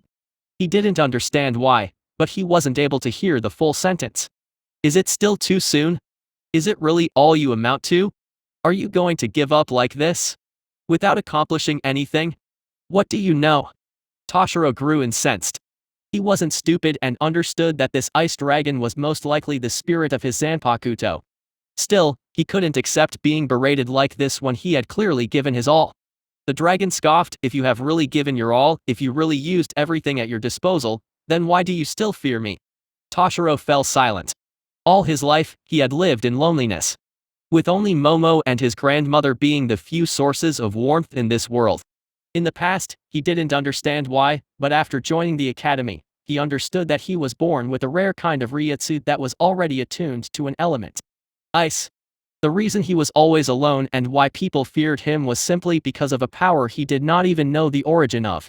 This was so pitiful and laughable. Let me ask you. Even if you survive now, do you think you will be of any help next time? Those words shook him. Why did he train? Because he wished to become stronger. Because he wished to protect those he loved. But more than anything, he wished to be accepted by the one he began to admire more than anyone else in the world. Thank you. Tell me, what may I call you? My name is. Back in the real world, from Shu's perspective, it was as if Toshiro suddenly stopped moving for no reason. Roar. Of course, the hollows didn't miss this occasion, and two of them rushed towards Toshiro at full speed, ready to devour him. Hitsugaya. Shuhei screamed helplessly at this. He wanted to jump in, but the third hollow was stopping him. But, just as the inevitable was about to happen, Toshiro slowly opened his eyes. Sit upon the frozen heavens, Hyorin Maru. The world seemed to be suddenly encased in snow and ice. 30 super big boobs. Sit upon the frozen heaven, Hyorin Maru. The moment Toshiro uttered those words, the temperature around them dropped sharply while snow and ice could be seen slowly forming in the surrounding area. In his hand, his sword changed considerably, becoming far longer with a star-like hilt and a chain at the end. His transformation and his obvious increase in power startled the two hollows, but they didn't stop and tried to devour him. E/N, kinky. For any normal Shinigami, just awakening the Shikei wouldn't bring notable change aside from the change in the shape of the sword and increase in Ryutsu. After all, just knowing the name didn't mean you could bring out the power in your sword. Unfortunately for those two, Toshiro Hitsugaya wasn't a normal Shinigami. The very moment he uttered his sword name, Toshiro knew. His sword did not have a complicated power. Nor did it have some complicated skills. It could do only one thing. Manipulating water and changing it into ice. He was truly the ruler of the frozen heavens. Looking at those two hollows which suddenly became too slow in his eyes, Toshiro merely waved the chain of his sword and trapped the two hollows with it. The two hollows roared as they fought back and tried to escape but it is useless. Raising his sword, he brought down in one mighty swing, show them your might. Roar. What answered him was the roar of a giant dragon made out of ice that rushed toward the two trapped hollows and completely eradicated them. Huff huff huff. Did you see that, Ni-san? I succeeded. Covered in sweat, Toshiro murmured as the sword chain of the sword vanished. Though the sword did not go back to its common Asachi-like appearance. Now, it could really be said to be the sword that belonged only to him. This was the first time Toshiro had used his Shikei. When added with all the wounds he received previously, his mind became foggy and unable to hold down. Just as he was about to fall, a silver-haired man appeared next to him and caught him before gently laying him down. Yo. Ni-san? Haha. I saw everything. I guess I should say good job, kiddo. Now, let me deal with the remaining trash before we continue, okay? Toshiro nodded before closing his eyes and falling unconscious. Looking at the exhausted small boy, Gojo gave a rare heartfelt smile rather than his usual mocking grin. Though, the moment he stood up, that smile immediately vanished and was replaced by a cold and unsettling grin. Saying so, He put his hand in his pocket nonchalantly and proceeded to advance toward the hollow that the dumbfounded Shuhei was keeping away with difficulty. Ah, I guess I have to also say good job to you. You were pretty useless, but at least you have a sense of responsibility. Laughing lightly, he walked past Shuhei and stood in front of the unmoving hollow. Be it Shuhei or the hollow, neither of them could move. They felt as if they were facing a giant monster that shouldn't exist. The pressure placed on them was so high that it felt as if the world itself was trying to crush them. Touching the mask of the hollow, Gojo muttered, I played around too much and because of that, Toshiro got beat up pretty bad. Then again, he finally awakened his Zanpakuto thanks to you. So I guess, thank you. Hado number 4, Byakurai. A blue light gathered on Gojo's finger before piercing the mask of the hollow and as such, purifying it. Watching the fading hollow and feeling the absence of the insane pressure Gojo emanated, Shuhei slumped on the ground powerlessly. He couldn't believe what he had seen. Not only was one first-year student able to awaken his Zanpakuto just 1 month after entering the academy, but there was another one even more freakish who could literally paralyze him with just his spiritual pressure. Gojo took a look at the sweating Shuhei and said, well, I have to go, take care of the remaining pests. Wouldn't be funny if something happened to Momo. As for you, stay here and take care of Shiro. Well then, see ya. Waving his hand, Gojo simply vanished with his shunpo, once again too fast for Shuhei to understand. Giving a bitter smile, Shuhei shook his head. What have I been doing during those 6 years? It wasn't as if he was a super genius, but he was no slouch either. Perhaps all the praise he received made him swell. Lowering his head to look at his sword, Shuhei gripped it tightly before swearing, when I go back to the Soul Society, I will put more work into knowing your name. Meanwhile, in the sky, rushing toward another target, the black cat that went unnoticed by Shuhei murmured. You have been pretty harsh with that kid. Gojo shrugged, I do not bother with weaklings.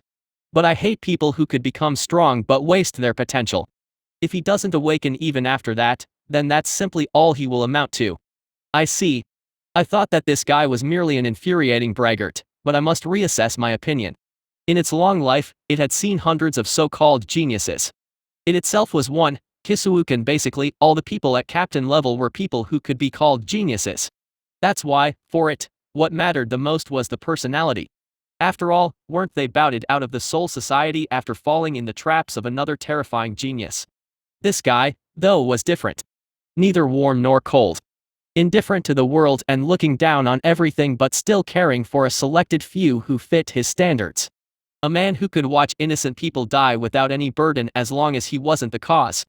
Someone who followed the rules as long as they did not clash against his own. This was the first time it had seen such a complex man. He is pretty interesting. Would such a man bow down to the irrational rule of the Central 46 or the nobles? After seeing this man, the black cat understood something. As long as he doesn't die too soon, the Soul Society will be faced with a storm. A few minutes later, just as he was about to rush and erase the last 2 hollows, Gojo stopped as he witnessed a blonde woman standing in front of his 2 preys. The cat next to him immediately vanished, but Gojo didn't care. Growl, Hanako. The blade of her sword immediately dispersed into ash before completely shredding the 2 hollows into pieces. Whistle. Turning around, the woman's eyes widened as she stared at the incredibly handsome man standing in front of her. Thankfully, she had already seen the report about him and knew who he was. Hello. You must be Satoru Gojo. I am Ranjaku Matsumoto, Vice Captain of the 10th Division. Are you alright? Gojo chucked before asking, say, I have a burning question. Matsumoto tilted her head, the situation is pretty urgent. But I am listening. Well, I was just wondering, doesn't your back hurt? Matsumoto didn't understand his question at first, but once she saw where he was looking, she swept her blonde hair aside before puffing her incredibly large chest while laughing. Ha ha ha. You wouldn't believe how heavy and sweaty these little babies can be. This time, it was Gojo's turn to be surprised. Did I meet someone more shameless than me? 31 End of the outing. Standing with his hands in his pockets while facing the super big-breasted beauty in front of him, Gojo couldn't help but wonder. Why does she seem incomplete? All in all, she was the 3rd vice captain he had met, and while she was without a doubt the most powerful out of the 3, he felt as if she should have been even more powerful. It was as if a big chunk of her very being had been bitten off and the rest was somehow trying to patch itself. Well. This is getting interesting. Ranjaku, on the other hand, was also studying the man in front of her. She had been a little doubtful at first about the report on his power, but now that he stood there so nonchalantly, she had to admit that this man was incredibly powerful. The fact that he was an eye candy wasn't something she could cast aside either. So, handsome guy, could you make a summary of the situation? Nah. This ain't my job. Follow me, I will send you towards the one you should ask. Gojo knew that he would have to share all the information he had anyway. So might as well do it only once if possible. Well then, follow me. Saying so, he used Shunpo and vanished. Ranjaku, initially baffled at how he went from leering at her to completely ignoring her, became even more astonished when she felt him move so fast and proceeded to follow. What followed was so boring that it was anticlimactic. Standing on the roof of a building, he watched as students organized themselves and all that. All of them seemed to feel relief since this ordeal was finished. What's more, they kept throwing glances at Gojo while he was observing them. They all knew that it was thanks to him that none of them died. They also heard how Toshiro awakened his Zanpakuto and thought that it was thanks to his teaching. This, more than anything, made them so envious they could die. After all, thousands of 10,000 Shinigamis never awaken their Zanpakuto. The simple fact that Toshiro did meant that he would be rewarded a seated position the moment he graduated, and he would clearly not take 6 years to graduate. Now then, is everyone alright? Hataru, who was keeping count of the students, nodded. Aside from Shuhei and Toshiro, the rest are alright. We are ready to go. So, nothing more will happen. Gojo was more and more disappointed. After he had seen those two suspicious Shinigami or hollows, he had been expecting that something big would happen. Well, technically something big did happen. He was forced to concede this. After all, if he didn't exist, those hollows would have completely exterminated the students before help came. So, their goal was the students. Gojo didn't believe in coincidences. The 10th Division had clearly been said to have swept this part of the town. So, on the day the students had an exam without any powerful Shinigami nearby, a group of super hollows of a kind never seen before appeared by magic. This means that those two are Shinigami? Shinigami ordering hollows. The situation was becoming far more dangerous than he thought. The smell of conspiracy was too thick. He couldn't help but scratch his head as he thought. Man, and here I thought that after death, I would have fewer problems, but I am already swimming in plots. Come on, it hasn't even been 2 months since I am in this world. He couldn't help but curse his luck. Ranjaku, unaware of Gojo's thoughts, kept getting things in order as she thought about the report of the student Shuhei. Since the badge of all students would record the number and approximative strength of the hollow one killed, it was impossible to lie about it. Looking at the hair of Gojo and the sleeping Toshiro, then thinking about her infuriating friend and the Captain Yukadake, she couldn't help but chuckle bitterly. Does being silver-haired mean you are born as a genius? Discarding those useless thoughts, she informed the students. Now then, the class will be stopped here. We will now go back to the Soul Society. Are you ready? Yes. Okay. Then let's go. Smiling, she took out her sword and pushed it in the void, thereby opening a Senkaiman. Seeing this, Gojo gathered his energy on his fingers and began to scribble something on the ground before following the others as they left. On the roof now devoid of any Shinigami, a black cat suddenly appeared close to where Gojo sat previously. If Ranjaku could see this scene, she would be extremely astonished because all along, she had never felt the presence of anyone else. Uncaring about how incredible its stealth was, the cat looked down on the ground where Gojo scribbled previously. What it could see was a bunch of words followed by a little illustration of Gojo waving his hand. The words said the following. Seems like I must go, Mr. Cat. Still, I memorized your Ryutsu. Next time I come into the human world, we will walk around. P.S. Cats are cute but dogs are better. The cat simply shattered the part of the roof and went away. Its tail kept swishing as it disdained to even entertain the boy's words. How could dogs be better than cats? After this, it vanished and a few moments later appeared in an old factory in Karakura town. There, alongside Kisuke stood another blonde-haired man. Kisuke, Shinji. It seems like Aizen is acting again. I observed the hollows and they reek of his technique. Yo, Yorichi. Why a woman like you keeps this cat form is beyond me. Oh shut it, Shinji. I am already used to this form. Oh. Ignoring the little squabble between his two friends, Kisuke took off his hat and asked, how were they? Understanding that now wasn't the time to play around, Yorichi began to explain what she saw. Kijik's smile slowly vanished as he entered deep in thoughts. Oh, Kisuke, don't stay silent. Shinji asked impatiently. Sorry. It's just.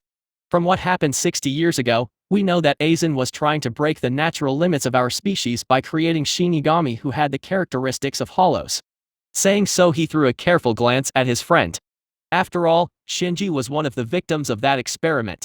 Don't mind me. Continue. Then, as I was saying, Aizen most likely hit an impasse with that train of thought. After all, even captains and vice-captain levels are unable to survive the operation. At this, Shinji simply nodded. If back then Kisuke and his team didn't give their all to save his group, Shinji knew they wouldn't have lasted 3 days. Much less 60 years. Since his experiment was clearly a failure, I think he decided to follow another road. Rather than creating Shinigami with hollow power, he is going to create hollows with Shinigami power. Well, not like he will succeed. The other two frowned. Why? I do not really understand his goals, but I can guess more or less. Just that without my Hagyoku, it's simply impossible for him to succeed. Shinji sighed in relief while Yorichi said, we should destroy it. If we destroy it, there is simply no way he can succeed. Kisuke could only give a bitter smile. I tried. But I couldn't. The fact that his own creations surpassed his understanding was pretty frustrating. But still, you are right. We must destroy it. I will find a way no matter what. Now then, let's meet the others. They still need to be stabilized. At those words, the three of them entered the factory. 32. Bakui Kuchiki. When they came back from the outing, Ranjaku told Gojo that he would be asked to make a complete report about his observations of the situation before swiftly leaving. As for the students, the instructors who were briefed about the situation were extremely sorry and decided to give them a full grade on this little test. Meanwhile, they could only look at Gojo with mixed emotions since they knew that if not for his presence, this would have most likely ended with a few deaths at best and a total wipeout in the worst-case scenario. After talking for a little while, the students were then dismissed. Walking alongside the usual group, Renji was talking excitedly. You guys were so epic. Even from far away, we could feel Yuriitsu going wild, and Toshiro, when he awakened, the whole sky seemed to be covered in frost and we could even hear a roar. For Renji, who had always worshipped strength, the exploits of his friends were something that brought him a great sense of pride and envy. Toshiro wasn't with them since he had been taken to the 4th division for healing. After all, his wounds were not light. Initially, they wanted to follow, but Ranjaku dissuaded them, as the ground of the 4th division was only allowed to wounded or members. Because of this, they had no other choice than simply waiting. Gojo was rather disappointed since he wished to see some Kato spell in action, but since he already decided to join the 4th division, he wasn't in a hurry. While talking, Renji couldn't help but gently caress his sword. One day, I will also awaken my Shike, perhaps even the Bankai. Kira snickered at that. Awakening a Bankai means reaching the lowest threshold to become a captain. You think it's so easy? Shut it, okay? I am allowed to dream. The others laughed at his embarrassed expression. Oh yeah, I had told Rukia we were going to the human world. Now that we passed the test, let's meet her, okay? Gojo shrugged. Why not? Not like we have anything better to do. Yosh. Let's go now. I can't wait to see her face once I tell her what happened. Shinao Academy. In one of the classrooms, Rukia was currently facing a few men. Out of the group, 2 of them stood out particularly. One was a black-haired young man while the other one was an old man whose hair was already completely white. In the Soul Society, where the souls could still look young after 1,000 years, it was hard to imagine just how old such a man could be. They were currently discussing something when the door was pushed open with a bang and Renji barged in. Hey! Rukia, did you hear? Renji's voice trailed off when he saw the group. Sighing, the young black-haired man addressed Rukia. It seems that we have been interrupted. We will discuss later. Saying so, he did not spare Renji a look and began to walk away. Renji, meanwhile, was unable to move as sweat covered his face. He could feel pressure out of this world from the man. He felt like an ant facing a terrifying monster. But, just as he was about to step out of the room, he stopped dead in his tracks. Gojo, who was facing down the black-haired man, looked at him from head to toe and let out a whistle. This white headpiece in your hair is really beautiful. So this is the Kenseken? What does a high-class noble want with our beautiful but slightly brutish Rukia? While everyone else could barely speak because of the pressure, only Gojo could talk so nonchalantly. What's more, he released his own Ryutsu and countered the one emitted by the black-haired young man. Oh! Behind the young man, the old-looking man raised an eyebrow at this display of power. It didn't take long for him to pull out the information from his memory. So this is SATORU Gojo? Oh ho! What a fearsome potential. The old man had absolutely no intention nor reason to intervene in this little clash. The young man, after feeling the power, finally looked properly at Gojo. What's your name?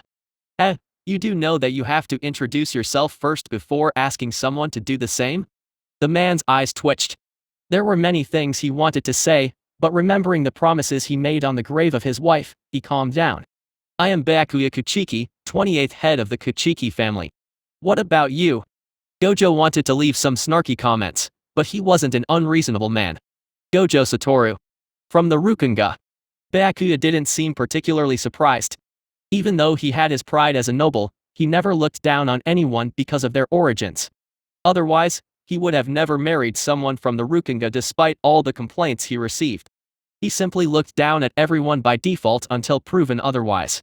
I will remember your name. Stopping there, Byakuya simply began to walk away. Once they were out of earshot, Byakuya asked the old man behind him. Grandfather, what do you think?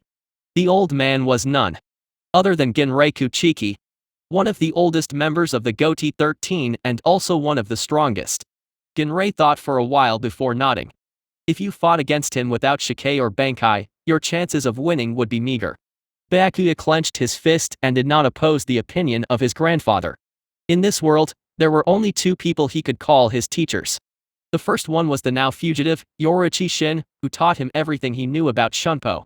The second one was his grandfather to whom he owed all his skills. It seems like I need more training. Byakuya was a man who could be called pride itself. But his pride did not rest on what he obtained by birth but what he gained thanks to his arduous and continuous training. It was one thing to be still weaker than some captains. But weaker than a student. So what if he could beat him by using his Shikei or Bankai? Needing to use his weapons against a student was a humiliation all by itself. His pride refused to accept it and the simplest answer was to train and reach even greater heights. Looking at the determined back of his grandson, Ginrei let out a smile. Byakuya's mood had been at an all-time low since the death of Hizuna. Finding someone that could spur him on was a good thing. Meanwhile, unaware that he became some sort of rival for the man named Byakuya, Gojo shook his head when he heard how Renji replied to Rukia's words. It seems like the man had decided to adopt Rukia in the Kuchiki family. What's more, once she was adopted, she would immediately graduate and be sent to the 13th division. Even though Gojo didn't really like this clear show of nepotism, this was clearly a good thing for Rukia. But Gojo couldn't understand why. It wasn't rare for nobles to adopt people of the Rukunga when they showed talent. Even in his case, he had received many such demands. Even though he always ignored them. But, although Rukia wasn't bad, she wasn't particularly talented either. At least not at the level where the head of the Kuchiki family would come and make the proposal himself. Something felt off. When Rukia explained this, it was clear that she wished for Renji to stop her to tell her to stay. But Renji didn't do so and she simply walked away. Clearly, she had decided to accept the proposal for reasons purely emotional. Well, not like it's my problem. Even though he quite likes Rukia, they weren't close enough for him to drown in worries because of her. She was free to make her own choices. If, in the end, she regretted her choice, then she would have no one to blame other than herself and, in the same way, if she succeeded, then she would have no one to praise other than herself. This was how life worked. 33. Graduating. After the short episode with Rukia, 3 days went past. Renji clearly became a little more withdrawn, but at the same time, far more motivated. It seemed that no matter the world, love could make men work far more harder. Meanwhile, after Gojo made a full report about the situation and also mentioned the two silhouettes, the professors judged that it should be two powerful Menos. Of course, Gojo wasn't stupid enough to mention his suspicions about those two being Shinigami. As one of the higher-ups in the Jujutsu world, Gojo knew that people standing at the top had the bad habit of immediately executing anyone who could disturb their orders. As he was now, Gojo wasn't powerful enough and he didn't wish to poke the hornet's nest and enter some deep whirlpools of plots and machinations. For all he knew, the culprits could be captains or some nobles at the same level. Toshiro had already left the healing quarters and was told to recuperate at school for about a week. What's more, since it was known that he had already reached the level of Shikei, some divisions had already begun to send him invitations. Right now, all he needed was to reach practitioner rank in Kido and he could graduate. With his learning speed, Gojo knew that it wouldn't take long for Toshiro to do so. As of now though, the one about to graduate was none other than Gojo. He had already learned everything he wished to learn from the academy and staying longer was just a waste of time. He could feel the smell of conspiracy in the air. As such, while he was already comparable to a vice captain, it simply wasn't enough. The problem though was that he was hesitant about which division he should join. He was mainly hesitating between the 2nd Division who had the Secret Force, the 4th Division with the Healing Squad and finally the 12th Division with the Research Center. Initially, the 12th Division wasn't one of his goals and he had pretty much decided for the 4th Division. But, after understanding that the secret of getting back limitless could be in studying the Dongai, he began to waver. After all, the reason he wanted to learn Healing Kido was to obtain the ability to keep limitless constantly activated. Well, it's decided. Minus. The graduation exam wasn't just a practical one, but also a theoretical one. The written exam was about things like general knowledge, history, law and so on. It was a pretty complex exam usually, and with Gojo not really being the favorite student, the difficulty increased. Still, at the end of the day, it didn't change anything for him. He was already prepared and could have taken this test with his eyes closed. Once this was done, it was the turn of the Zanken Soki. One simply needed to reach the threshold and pass. The only difference was that the test would change depending on which division you wished to join. There, Gojo made his choice and announced the 4th Division. If he had to be honest, the 12th Division really appealed to him, but he knew that there was no way he would be assigned the right for his own research as a newbie. What's more, he didn't wish for people to learn about his research. After all, research on space-time technique was banned in the Soul Society and the punishment was death. Because of this, the 12th Division was under heavy scrutiny by all the higher-ups. Once the choice of the division was made, they explained that now that his grades in Zanjutsu, Hoho and Hakuto would be less important, while the one in Kido, more precisely Bakudo, would be more important. What's more, he would have to take a second written test about biology and anatomy. If the written exams had been a walk in the park, then the practical one was just a piece of cake. Even though he didn't awaken his Shikei, he easily beat the examiner thanks to his speed and skills. The same happened with the Hakuda examiner, and this time, he didn't even have to use Black Flash. During the Hoho test, which consisted of an obstacle course, he broke a new record. For the Kaido test, he blew the mind of the examiners away when he used a bunch of Kido in the number 50 without any problems. Finally, he only used 30 minutes out of the 3 hours allocated for biology and anatomy. Even without waiting for the results, Gojo already knew that he had succeeded. Smiling, he waved his hand at the instructors as he left the scene. And as he thought, after the examiner reviewed his results, they were dismayed to find that there was nothing they could do. On that day, Gojo beat all the records established in the school as he graduated with perfect marks just 1 month after entering the academy. Everyone, be it the students, the teachers, or even the official Shinigami who heard the news couldn't help but wonder how such a monster came to be. On that day, Gojo finally got rid of his status as a student.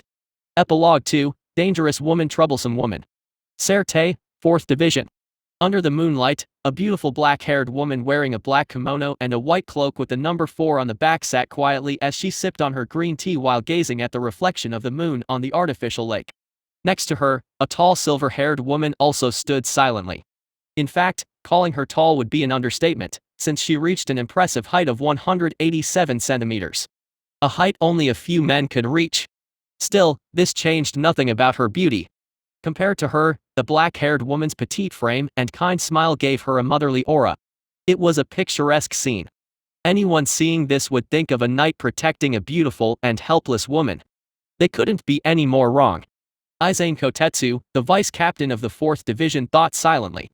Something is bothering you? Shaking her head, Izane answered, Captain, I received the news that a student named SATORU Gojo applied to the 4th Division. Ritsu Anakana tilted her head. SATORU Gojo? Wasn't he just a first year? So he already graduated? Indeed. OH. A genius, is it? Contrary to what one might think, neither Anakana nor Izane particularly cared about the title of genius. Izane had already lived for more than 1,700 years while Anakana was already past 2,000. In all those years, the number of geniuses they had seen was so high it was staggering. Still, why would such a genius wish to join our division? Izane also had the same doubt. Even though Captain Anakana was basically in the top 5 most powerful captains, few people knew about this. The 4th division was without a doubt the weakest one, and generally, only Shinigami with absolutely no talent for fighting would join it. Anakana thought for a while before shaking her head. Oh well, it doesn't matter. Once he enters, Izane, you will take care of him and teach him Kado. After all, since such a genius chose us, no matter what his motive, we must treat him well. She could feel that this man must be joining this division for a specific goal. But she didn't care. She had once been one of the worst criminals in the Soul Society, and she was also one of the founding members of the Goti 13. If some young pup wanted to mess around in her backyard, she would simply smack him around a few times to get him in line. I wonder if he could get my blood pumped. Izane, who more or less knew what was going through her captain's mind, gave a bitter smile as she nodded. Understood. Minus. Serte, 2nd Division. Meanwhile, in the barracks of the 2nd Division, Soifan, draped in her white cloak, frowned after she heard the report of her vice-captain. He chose the 4th Division? This was a choice that completely baffled her. It was well known that the 4th Division was basically full of cowards or people who wished to save everyone. Even though there wasn't that much difference in power between most divisions, the 4th Division was without a doubt the weakest one. Of course, Soifan also greatly respected the 4th Division. She knew more than anyone else the importance of having competent healers when you went on the battlefield. But this didn't change the fact that they were weak. The Gojo SATORU she remembered was not weak, and from the previous report about the Hollow incident, he should be far stronger than she remembered. What is more, he clearly wasn't a coward either. Something is fishy. Soifan's eyes narrowed. She hesitated for a short while before deciding against sending people to spy on him. He had already proven that this would be impossible. At the same time, she couldn't dispatch the secret force just to monitor a man because of her own intuition. I guess I have no choice. I will have to approach him myself. Her training had been very complete back when she was just a member of the secret force like any other. Becoming close to a man to obtain information was nothing weird. If he was clean, then everything would be alright. But if he wasn't, she would simply let him get a taste of her Suzumbachi. Giggle, so you finally found a man that interests you. A small laugh sounded in her ears, causing Soifan to frown in distaste. Omeda, you are dismissed. Understood. Once Omeda left, Soifan sighed and raised her head. There, above her, was floating a fairy-sized girl clothed in black and gold, while her entire right arm was covered by a yellow and black stinger. Suzumbachi. Stop bothering me. This was the spirit of Soifan Zanpakuto. Suzumbachi. At the captain level, or more precisely in order to reach the Bankai, the wielder had to be able to manifest the spirit of their Zanpakuto in the real world and then subjugate it. Of course, even though the spirit could manifest, in order for it to affect the real world or stay longer than a few minutes, some special means had to be used. Suzumbachi pouted a little as she continued to fly around. I already told you that you would be far happier if you stopped worshipping your Yorichi and found a real man. That guy wasn't bad. Soifan pinched her eyebrows in annoyance. Since Zanpakuto were essentially weapons, most Shinigami thought of them as weapons. But they couldn't be more wrong. A Zanpakuto was a companion. Something between a child and sibling. They had their own thoughts, opinions, and desires, and sometimes said desire didn't align with that of their wielders. Firstly, that guy doesn't interest me. I need more than a pretty face. Secondly, I do not worship Yorichi-sama. Ahehe. You should hear yourself. If so, why do you still add sama to her name? Forget it, I am going to sleep. After those words, Suzumbachi vanished, leaving Soifan deep in thought. 34. Don't trust external appearance. A few days after officially graduating, Gojo left the academy with Momo in tears and Toshiro determined to graduate as soon as possible.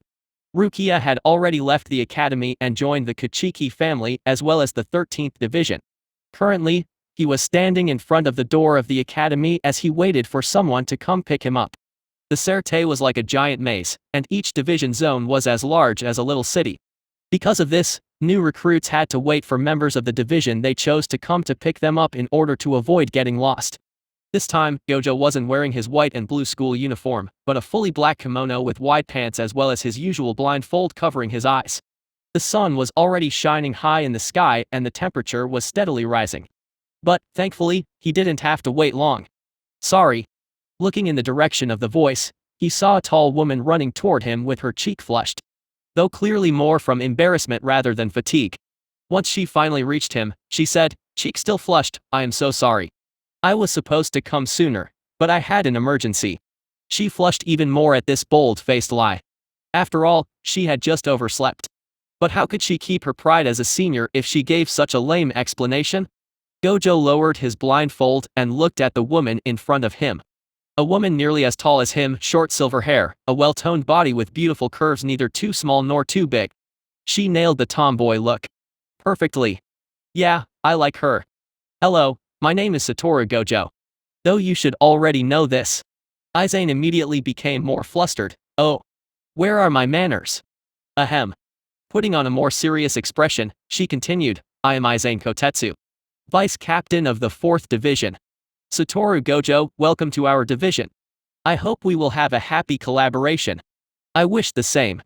Once they arrived at the district belonging to the 4th Division, Aizen immediately began to introduce him to the different locations. The barracks of the 4th Division were divided into 2 main buildings. One used for official meetings and such, while the other one was the hospital where the wounded were sent.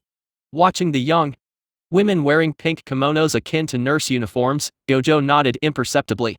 He wasn't happy because he would be surrounded by sexy nurses. Oh, who was he kidding? Of course, he was happy about being surrounded by beautiful sexy nurses. But it wasn't just that. Now he could finally observe people using Kato, but he wasn't in a hurry to copy them. Healing techniques were no joke. Gojo didn't want to play around with his life if it wasn't necessary. Once they were done looking around, Aizen finally stopped and turned towards him. Normally, with your grades, you should have already been given a seated position. In the Goti 13, every division had 20 seats. The captain being the first seat and so on. Aside from the first and second seats that could only be occupied by one person, the other seats could be occupied by multiple people. Of course, even though it was possible, because of unspoken rules only the seats from 10th and onward were occupied by more than one person. Of course, even then, it was rare for seated officers to number more than 30. If you took into account that each division had a little over 200 members, it was proof of how elite they were. The problem for the 4th Division though was that, while they respected martial prowess, at the end of the day, their job was healing, rather than fighting. As such, to get a higher seat in this division, what was important were your healing skills.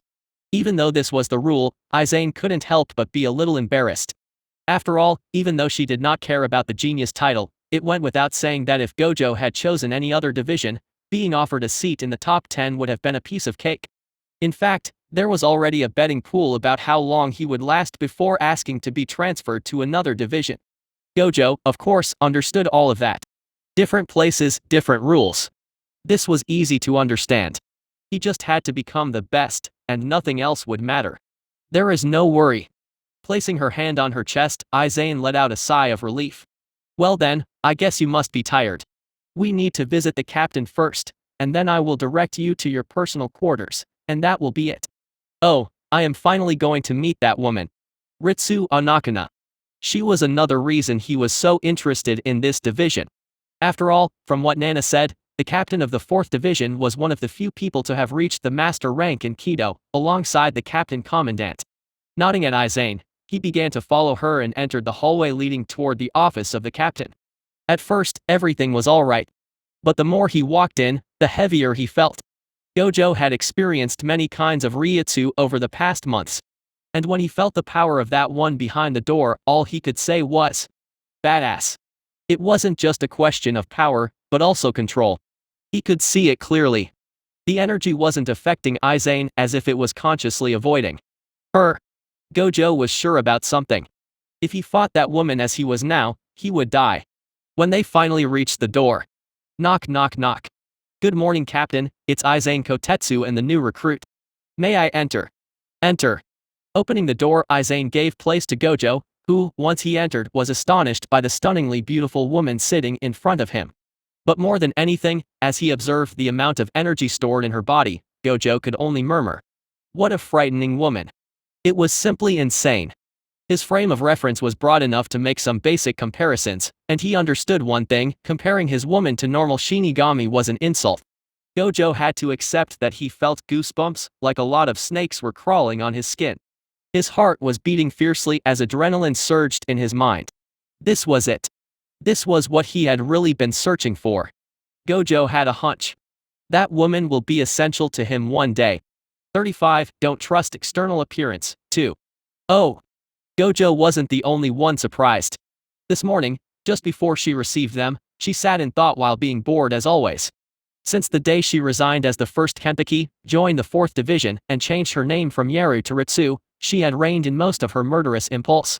Even during the near extermination of the Quincy remaining on Earth, she hadn't acted. After all, compared to the Quincy of nearly 1,000 years ago who were led by Whack, the current Quincy were simply too weak to make her blood boil. The last man who had truly excited her was the young Zareki. Just thinking about him made the scar he left on her chest throb. Sadly, that boy was now nothing more than a husk of what he once was. Currently, he was so weak that she could kill him hundreds of times with her eyes closed. She craved a fight, she craved death. Unfortunately, she could do nothing but stifle this burning craving deep within her. That's why she had learned healing techniques from her teacher, Tenjiro Kirinji, who was a member of Division 0 as well as the greatest healer in the Soul Society. Everyone simply died too fast, so she decided to learn how to heal them as well as herself and make the fight last as long as possible. So, she couldn't help but wonder. What if she trained someone so that this person would become strong enough to fight her? Fighting to the death against her own student should satiate her craving, right? This was a thought she always nursed deep in her heart. Initially, her target was Zareki. If she went all out, he would without a doubt break all the stupid limitations he put on himself and go back to his true level. Unfortunately, those old bastards of the Central 46 refused to let her do so. The same happened when Yamamoto tried to teach kendo to the kid. Well, technically she was older than the member of the Central 46, so she shouldn't call them old, but she was a maiden at heart, so it didn't matter. Now, since training Zareki was impossible, she had searched high and low for someone else, but few could satisfy her standards, and those who could didn't join her division. She had already long given up hope and was ready to live a life of boredom. At least this was supposed to be the plan, but a genius joined her division. She didn't care about the title of genius. She had seen hundreds if not thousands of geniuses. None of them had bathed in the blood of their enemies, and most of them would freeze in fear and die on their first battlefield. Still, she was bored, and bored people do stupid things. For the first time in nearly 1,000 years, she released a part of her killing intent through her Ryutsu. Of course, it was very targeted. If she used it indiscriminately, the weaker ones would directly kneel in fear or outright faint. It was just a little test. Even if he failed, nothing would change. She would still welcome him with her motherly smile as she had done for a few centuries. But he didn't even stop. The moment the boy entered, she could see it. This man wasn't afraid. Even though he showed preparation to take flight, this wasn't out of fear but a simple understanding of his abilities. This wasn't the stance a trainee should have. Even if he killed some hollows, it shouldn't be enough to give him such poise. This man should have been some sort of warrior or soldier when he was alive. For the first time in a long while, Anakana felt her heart beat violently in her chest. He might be the one. Nothing was certain, but if she succeeded, she would finally have a fight worth it. Welcome SATORU Gojo, I am Ritsu Anakana, your captain. I hope you will have a good time here. Looking at the smile that was completely opposite to the power she emanated, Gojo could only shake his head. Seems like I am facing a two-faced witch. Still, he wasn't new to masks and was quite adept at wearing them. Raising his eye mask, he beamed his most shining smile. Happy to meet you, Captain Anakana. SATORU Gojo at your service. Izane tilted her head as she looked at those two smiling. Why do I feel so cold even though it's so warm? Ignoring the confused Izane, Gojo asked. So, I was wondering what my duties would be. Anakana nodded, our division isn't a fighting one. Still, fighting is something necessary and unavoidable. So I will give you a choice. She raised her hand and showed 2 fingers. 2 months. I will give you 2 months. During those 2 months, You will only be considered as a trial member. If after those 2 months you wish to quit, then you will be allowed to join another division without any problems. What if I wish to continue?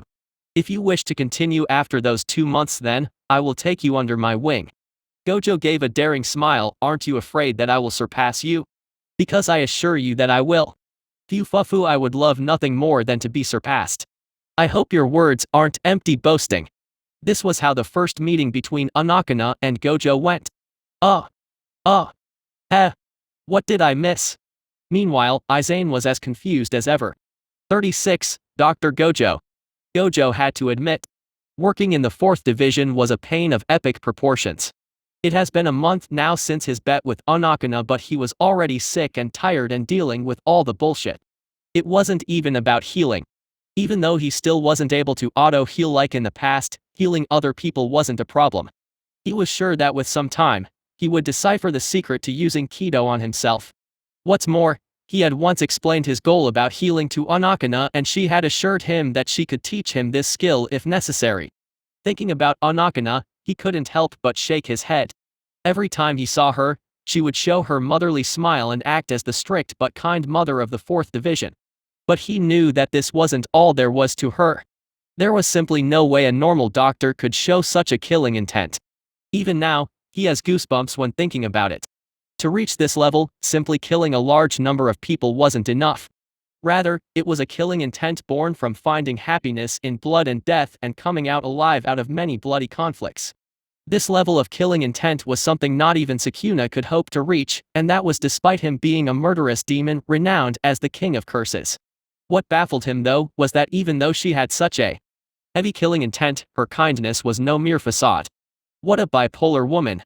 Casting the thought about Anakana aside, Gojo focused on healing the man laying down on the bed with a missing chunk of his stomach.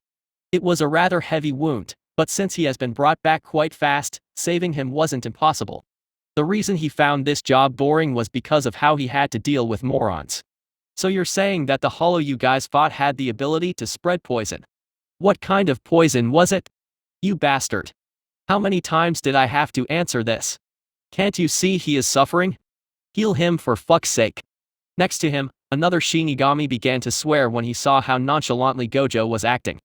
Gojo had to hold the urge to sigh. This kind of guy was the kind of moron he hated dealing with. Here he was asking nicely to have more precision about the situation, and this was how he was rewarded. Raising an eyebrow, Gojo continued in the same tone, and you think that cursing at me will somehow make me work faster? Man, you are pretty dumb, you know? You. Yes, me. So. Stretching his hand, he caught the man by the collar and looked at him with eyes full of boredom. Now listen here, you dipshit. I am tired, my back is hurting like hell, and I wish for nothing more than to sleep in my large and soft bed, preferably with some beauties. Reaching there, he sent a wink toward one of the nurses standing on the side, then continued. Sadly, rather than that, I am stuck here dealing with a stupid bastard like you. So help me please, otherwise you will be the next one who needs healing. I hope I am making myself clear enough. Reaching there, he gave a sweet smile on his face. After all, a doctor always had to smile. The Shinigami, who was futilely struggling at first, immediately stopped and paled when he saw this smile. He could feel as if he was slowly being crushed under the gaze of the rude man in front of him. Gulping, he nodded and began to explain everything he saw. Once Gojo had a sufficient understanding, he nodded and relaxing his hand. Cough cough. The man gulped air greedily while looking at Gojo with terror. But Gojo simply continued to smile. There. See. It wasn't difficult, right? Everything would have been so much better if you were so forthright from the beginning. Well, now, shoo, go away, please. I will have to ask for other details later. Dismissing him with a wave of his hand, Gojo ignored the red-faced Shinigami and focused back on the one who needed healing. A nurse who stood on the side helped the Shinigami stand up and took him away. Her expression showed no shock at the scene that happened. After all, they were already used to it by now. Ignoring all this, Gojo was deep in thought. After taking a few minutes to assure himself that the wounded soldier wouldn't have an adverse reaction because of the poison and asking the nurse to inject an antidote, Gojo began to focus on the wound itself. Kado was in itself rather complex but also incredibly straightforward. It had neither incantations, nor names, nor numbers like the other type of Kido. Still, to heal someone, the healer had to have extreme control over their Ryutsu. Then, by using his Ryutsu and the Ryutsu of the one being healed, the healing process itself became way easier. In a way, you could say that the stronger the healer, the stronger the one being healed, the better the healing would be. Placing his hands above the wound of the man, a green light began to cover his hands. The Shinigami being healed was nothing more than a barely above average Shinigami. But, if there was one thing he didn't lack, it was Ryutsu. Thankfully, I am strong enough for the two of us. After all, thanks to the Rikugan, he had a limitless amount. Well, guy whose name I do not know, you should be happy to have me as a doctor. Now, let's get over this. With a smirk full of confidence, he began the healing process. Minus. Outside of the room, using a one-sided glass wall, 3 people were observing the scene. Every time I see this, I can only exclaim in awe. Standing outside the emergency room, Izane couldn't help but murmur while looking at Gojo working. Even now, she could see the bleeding slowly stop and the wounds show signs of healing. At this rate, 1 or 2 hours would be enough to assure full healing. Compared to that, an average healer would have taken 2 or 3 days with many little sessions in between. Of course, it wasn't impossible to heal someone in 1 day if a healer focused on the task and used all his energy for it. But doing something like this would be irresponsible. After all, they were always understaffed and couldn't allow one of them to use all their Ryutsu just to heal one person in one go. It would be too detrimental. Indeed, it seems like his title as a genius was an understatement of his skills. Anakana, who stood beside Izane, nodded with a smile. She could see way more, and this is why she was even more astonished, even though she didn't show it. Even though Gojo had an incredibly large amount of Ryoryoku, one that could rival any vice captain or even a captain, this wasn't anything impressive in her eyes. No, what truly made her heart pound was the godlike control he had over his energy. She always thought that no one aside from her teacher could beat her at this, but it seemed like she was wrong. Even though the man he was currently healing was the 4th one of the day, his energy showed no sign of lowering. He only seemed to be tired mentally and physically. It should be those eyes of his. Those jewel-like eyes were so beautiful that even she had been mesmerized by the first time she gazed into them. But more than their beauty, she could feel a weird power from it. It was as if, under his gaze, nothing could escape him. It seems that I really have picked a pearl. He is without a doubt extremely talented. But, Captain, we should really do something about his temper. We already received many complaints. Next to her, a tall man with spiked blonde hair complained as he adjusted his glasses. He was Yasukika Imura, the 3rd seat of the 4th Division and the leader of the 1st Relief Team. Since the 4th Division was also the healing department, it had obviously 2 different command systems. In the healing department, members were divided into 14 teams called Advanced Relief Teams. Anakana honestly hated this kind of formality since it only meant more paperwork, but she understood that it was necessary. Phew fufu. So what if they complain? If they don't like it, then they should just stop coming. No. She gave a small polite laugh while uttering vicious words. And she was right. No matter how much people looked down on the 4th Division. No matter how much they treated the members as weak, cowardly people. There were some lines they would never cross. After all, offending the sole and only healing group in their ward was completely stupid. Thinking so, she asked, the man that was thrown out and the one being healed are from the 11th Division, right? Izane answered with a confused look, indeed. Then things are about to get interesting. 37, Don Gojo. So, I saved the sorry ass of your friend and this is how you thank me? Man, I am hurt. Gojo was holding 3 dango sweets as he asked. Surrounding him were 10 people all wearing the Shinigami uniform. In the first place he took a bite and gulped down. So as I was saying, in the first place, what are you doing here? You do understand that this is the 4th Division district, right? After saving the previously poisoned guy, Gojo had saved 3 other people. Then, since he didn't have a night shift, he had decided to go to the home that was assigned to him.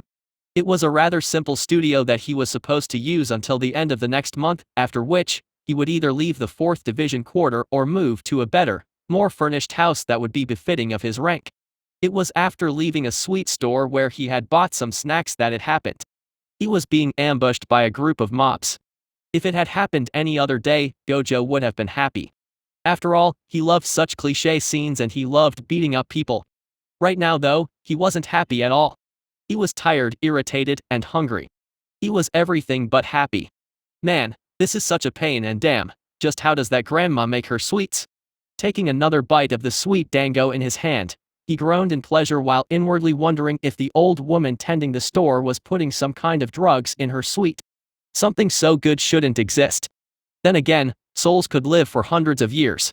Even the dumbest man would become a master if you gave him that much time. Heh. The scoff of the initiator of this whole charade brought him back from his imagination where an old woman was somehow the matron of a drug cartel. You don't seem worried despite being surrounded. Did you know just how much shame you made me feel this morning? Time to make you feel the same. Worried? Gojo stopped eating and looked at them with surprise. Even though they couldn't see the upper side of his face because of the black blindfold, they could somehow imagine his eyes widening. Then he began to laugh. Gojo laughed and laughed for a few seconds straight. His laughter was so unexpected that no one seemed to understand what they should do. Me? Worried? Because of you? He asked again, as if he had heard the greatest joke in history. Then, as if a flip had been switched, his laughter stopped and was replaced by a condescending grin that settled on his face. Why should I be worried about being besieged by you guys? After all, you are all just so weak. Bastard. The other Shinigami flew in fury immediately. Initially, they just wanted to scare him a little. After all, Gojo did save a member of their squad. What's more, the 4th Division's members had always been their target of bullying, and they didn't want them to think that the situation had changed. Now though, it was personal. Looking at them rush towards him, Gojo simply sighed. How long had it been since he had to face such a cliché scene? If at least they had been stronger it might have been entertaining, but those mobs did not even hold a seated rank. If you guys advance one more step you will die. The moment he uttered those words, a pressure so heavy that it felt like it could crush them fell onto their shoulders. How is it possible? They widened their eyes while their breath became rough and labored. Even though only a few meters separated them from him, they suddenly felt as if it was thousands of meters instead. Cold sweat covered their face as one thought filled their mind. This man could kill them all without even moving a finger. This was the gulf separating two existence at completely different levels. When the difference in Ryutsu and Ryoryoku reached a certain level between individuals, fights were not even necessary for the simple reason that the weaker party wouldn't even be able to move. For people like Onakana who could infuse their killing intent into their Ryutsu, it was possible to kill weaker beings with just that. Looking at their frozen self, Gojo simply infused one of the sticks, now devoid of dango, with his Ryoryoku and threw it at the instigator. Ugh! The stick, as if piercing butter, penetrated deep into his shoulder. But the Shinigami only let out a muffled grunt. After all, no matter how weak he was still a trained soldier. Killing you would be a pain. So take this as a little punishment. Only rabid dogs bite the hand that fed them, and you know what we do with rabid dogs, right? They could hear the threat behind those words loud and clear. There would be no second chance. Turning around, Gojo simply discarded them from his mind and began to walk away. He had more important things to think of than a bunch of mobs whose names he did not even know. If Gojo had stayed, he would have been creeped out by what he would have seen. The eyes of the 4 beaten men weren't full of resentment, hatred, or any such negative feelings, but only bright and endless admiration.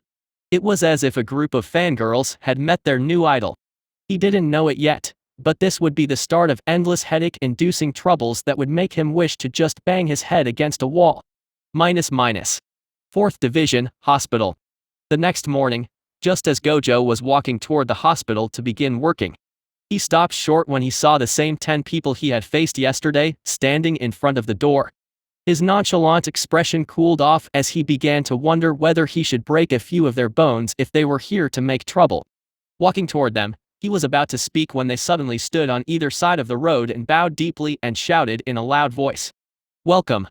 Looking at this scene straight out of some bad Yakuza movie, Gojo pinched his eyebrows. What the actual fuck is happening? He could feel that this was going to be a long day. 38, 3 RD and 5 TH seat of the 11th Division. Serte, 11th Division. In the corner of a wine shop, a few Shinigami from the 11th Division could be seen discussing in hushed voices. Hey, did you hear? It seems like there is some amazing new guy in the 4th Division. Yeah. I heard he took on more than 20 members of our division and won without a scratch. I have heard he followed us during a mission in the 80th district and killed hollows like they were trash. But doesn't he use Kido? Isn't it just some fancy spells for pansy? SHHH. What do you know? You should have seen it. Even though he looks like a boy toy, he is the real deal. Damn. And you know what is the casualty rate in the mission he participated in? Don't tell me. Yeah. 0. In 3 weeks he participated in more than 20 short missions but no one following died, hell they weren't even wounded. Doesn't that just mean he does everything alone? Nah. He lets us fight and intervene every time we are about to get wounded or worse. I can't even begin to describe how exhilarating it feels to fight like this. What does a guy like that is doing with the pansies of the 4th Division? You can't understand. Gojo Dono must be a man of deep virtues. He can't help but try to help the weak. Oh. Indeed. It must be so. Discussions like this one could be heard in nearly every corner of the Soul Society. The 4th Division was the healing department while the 11th Division was known as the combat division. Because of this, those two divisions constantly interacted and most of the mission of the 11th always had few members of the 4th following them to ensure a lower casualty rate. You could say that those two divisions had a love-hate relationship. The 11th looked down on the 4th, but couldn't do without them. The 4th hated the 11th but their conscience as healers made them unable to ignore them. Since the day Gojo scared off the 10 Shinigami, he became a sort of respected figure in their hearts. After all, the 11th Division was the kind of division where you could only become captain by killing the previous one. It went to show just how brutal and battle-hungry they were. At the same time, it showed their respect and adoration toward absolute strength. The fact that Gojo began to participate in more missions and showed off his might made them worship him even more. When adding his appearance and natural charisma, there were even signs of a fan club being formed, not only in the 11th but in some other division whose members had been healed or protected by him. As it was, it wouldn't be a mistake to say that, if before only the higher-ups knew about him, now even those on the lower levels were beginning to know who he was. Say, should we go visit the 4th? But wouldn't the 3rd lieutenant be angry? Oh. Pray to tell me. Why should I become angry?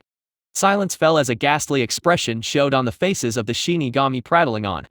Turning their heads toward the source of the voice, they could see two men looking at them with predatory smiles. One was a black-haired man wearing the standard uniform except for an orange piece of clothing around his neck. He also had colorful feathers on his right eyelashes and eyebrows giving him a rather flamboyant appearance. The other one. The Shinigami immediately squinted their eyes when the reflection of the sunlight entered their eyes. What a beautiful light. It was like seeing the halo of a Buddha. His crane was so polished, so spotless, that light seemingly bounced from it like a mirror. So, is no one going to answer me? Immediately waking up from the blinding light, they stood up and saluted respectfully. 3rd seat Madaram, 5th seat Iasukawa. We are sorry, we were just talking idly. Ikaku Madaram, the bald one, sneered a little, forget it. It isn't like I hadn't heard about what is going on. Immediately addressing his friend, he asked, Yumikaka, what do you think we should do? Inform the captain? Yumikaka Iasukawa tilted his head in a feminine way and put a finger under his chin, you know the captain. Shouldn't we meet that guy first? After all, if he isn't really strong then the captain will have our skin. Ha ha ha. Indeed. Let's go. Let's meet that newbie. Oh my, such a brutish way. I have heard he was very handsome. I wonder if he is more beautiful than me. At those words, the two of them immediately began to walk towards the 4th Division leaving a group of dumbfounded Shinigami. OH. Is what I think is going to happen? The 3rd or the 5th seat is going to fight Gojo Dono. Immediately call the others. We can't miss it, this is going to be so epic. They immediately stumbled and began to run wildly. For the 11th Division, fighting was a job as well as an enjoyment. Somewhere else, on the rooftop of a building not far from the previous scene, a tall muscular man wearing a white cloak over his Shinigami uniform with spiky hair was observing the scene. He was Zareki Kenpaki, the captain of the 11th Division. Ken-chan, are you going to watch? On his shoulder, a small pink-haired girl, Yaru Kusaki, asked with happiness in her voice. She knew how bored Zareki had been lately so she was happy now that something interesting might happen. Heh. Nah. I'll wait. If that Gojo guy loses to Ikaku then that's it. But what if he wins? If he wins? A smile full of madness and battle thirst formed on his lips. If he wins, then that means I will finally have an interesting fight. He couldn't wait. He wanted to fight so badly. He didn't care about victory or defeat. Neither did he care about life or death. All he wanted was to fight again and again until his very last breath. Minus. Fourth division. Meanwhile, on Gojo's side. Achoo. He sniffed and looked around suspiciously in his office. Why do I feel like something bothersome will happen today? 39. A challenge. Fourth division. Currently sitting in his office, Gojo sneezed a little before calming down. The probation period he had agreed on with Onakana was coming close to an end, and Gojo had to admit that he was becoming more and more jittery about it. That woman had once shown him her healing skills, and she had what he had always wanted. The ability to heal oneself. Even though healing spells weren't as complicated as reverse curse techniques, he had to admit they were no joke. In fact, it was so complicated that he was simply unable to copy it with just his eyes. The same happened back then when he was alive. Even with all his talent, he had only managed to learn reverse curses after years and years of training. Worse, if not for nearly dying because of Toji Fushiguro, he might have never learned it, and as such, would have been incapable of realizing his full potential. It was funny how the world worked sometimes. Although, he was willing to take another knife to the brain to try and learn it. But this didn't matter now, soon he would have what he wanted. After this, all he would need would be to create Limitless, and he would finally have a way to be more than just a mob character in this world. If anyone heard him compare himself to a mob character, people would widen their eyes in surprise. But Gojo didn't care. The more he studied this world, the more he understood just how fucking scary it was. It wasn't even a question about pure power. There were so many weird skills that even with Limitless, he wouldn't be necessarily able to stand at the top again. Of course, Limitless wasn't his sole goal. He needed to master Shikei and Bankai. Over those 7 weeks, he had seen many Shinigami in action, some of which were seated officers, and he had come to understand something. Zanpakutos were a cheat. He had never really underestimated the power a Zanpakuto could give, but because of the random nature of it all, he had never really put attention into it either. But those missions had allowed him to witness the reality of the situation. Kido, Ho-Ho, Hakuda, all those were without a doubt extremely important.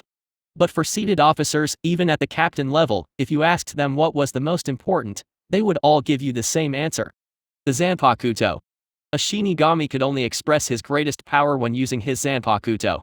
All the other skills were just auxiliary skills to pair with their Zanpakuto. The reason why the most used road to becoming a captain was the mastery of Bankai clearly explained the situation. Still, even though he knew and understood it, he still wasn't able to communicate with his sword. He had once asked Onakana if she could understand why, but she had only smiled mysteriously and told him that with her training, he would, without doubt, unlock his Shikei. This really made him curious about what kind of training it would be, but at the same time, he had a bad hunch telling him that he wouldn't really enjoy the process. It was when he was thinking about all of this that he heard hurried footsteps before someone knocked on his door. Enter. The one who entered was a flustered Izane. Standing up, he couldn't help but ask, "What is the matter?" Even though he had only known her for a short time, Gojo knew that while this woman was surprisingly shy and had some weird complex about her height, she was steadfast and skilled. So it was rather surprising to see her show such a flustered expression. The 11th division is here again. Hearing this, Gojo tilted his head. While those zealous battle junkies were really a pain in the ass, they had calmed down their bullying nowadays after he kicked the ass of some of them and showed his skills during missions. Why then was she showing such expression? This time it's their third seat. He said that he wanted to challenge you. Challenge me. Gojo narrowed his eyes. He had to come to understand that the members of the 11th division weren't really bad people. A little rough around the edges. Of course, he understood that it wasn't wise to generalize people like this. Even so, it was the impression they gave him.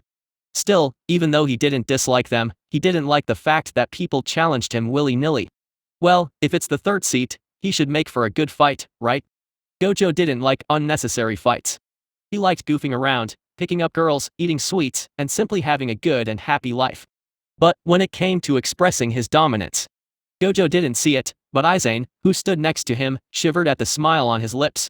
Taking off his black glasses, he replaced them with his blindfold. It was time to fight. Minus.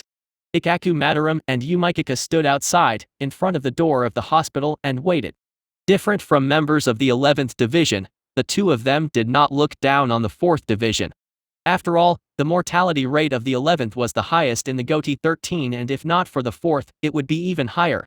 What's more, we shouldn't mess with that terrifying woman. The captain of the 4th was scary. They didn't understand why, they didn't know how, but they could feel it in their very beings. Their instinct, honed in the worst district of the Rukunga, screamed at them. Don't mess with that woman. That's why they decided to not make a racket by entering and simply waited outside. Thankfully, they didn't have to wait long. Oh ho! Do you feel it? Indeed, it seems like he is indeed strong. They felt it even before seeing him, a heavy overpowering pressure falling on their shoulder. It was then followed by the sound of slow but steady steps until finally, the door opened. So there are two of you guys. A joking nonchalant voice, bright silver hair, and eyes hidden behind a large black blindfold. Aside from being rather tall, he seemed extremely frail. But Ikaku immediately understood that anyone who got tricked by his external appearance was in for a world of pain. Ha ha ha. What a crazy aura. The name is Ikaku Madaram. Let's have a good fight. He couldn't hold himself back. Faster than he could think, he unsheathed his sword and rushed toward Gojo with a downward slash. But he dodged it. TCH. Did no one tell you it's rude to fight in front of a hospital? Come on, Baldy, follow me if you can. After those words, Gojo, who had appeared behind him, once again vanished. So fast. And bastard. I am not bald. I am shaved. Shouting this at the top of his lungs, he also used Shunpo and began to follow Gojo. 40, Ikaku vs Gojo, 1. Moving beyond the speed of the sound, Gojo couldn't help but turn around and look at the bald man behind him. Shunpo was an art few people could really master to a great height. Not everyone could move at sonic or supersonic speed with Shunpo, at most they could only move relatively faster. For example, Nana, even though she was a vice captain, her Shunpo had just reached a level barely above that of a new graduate.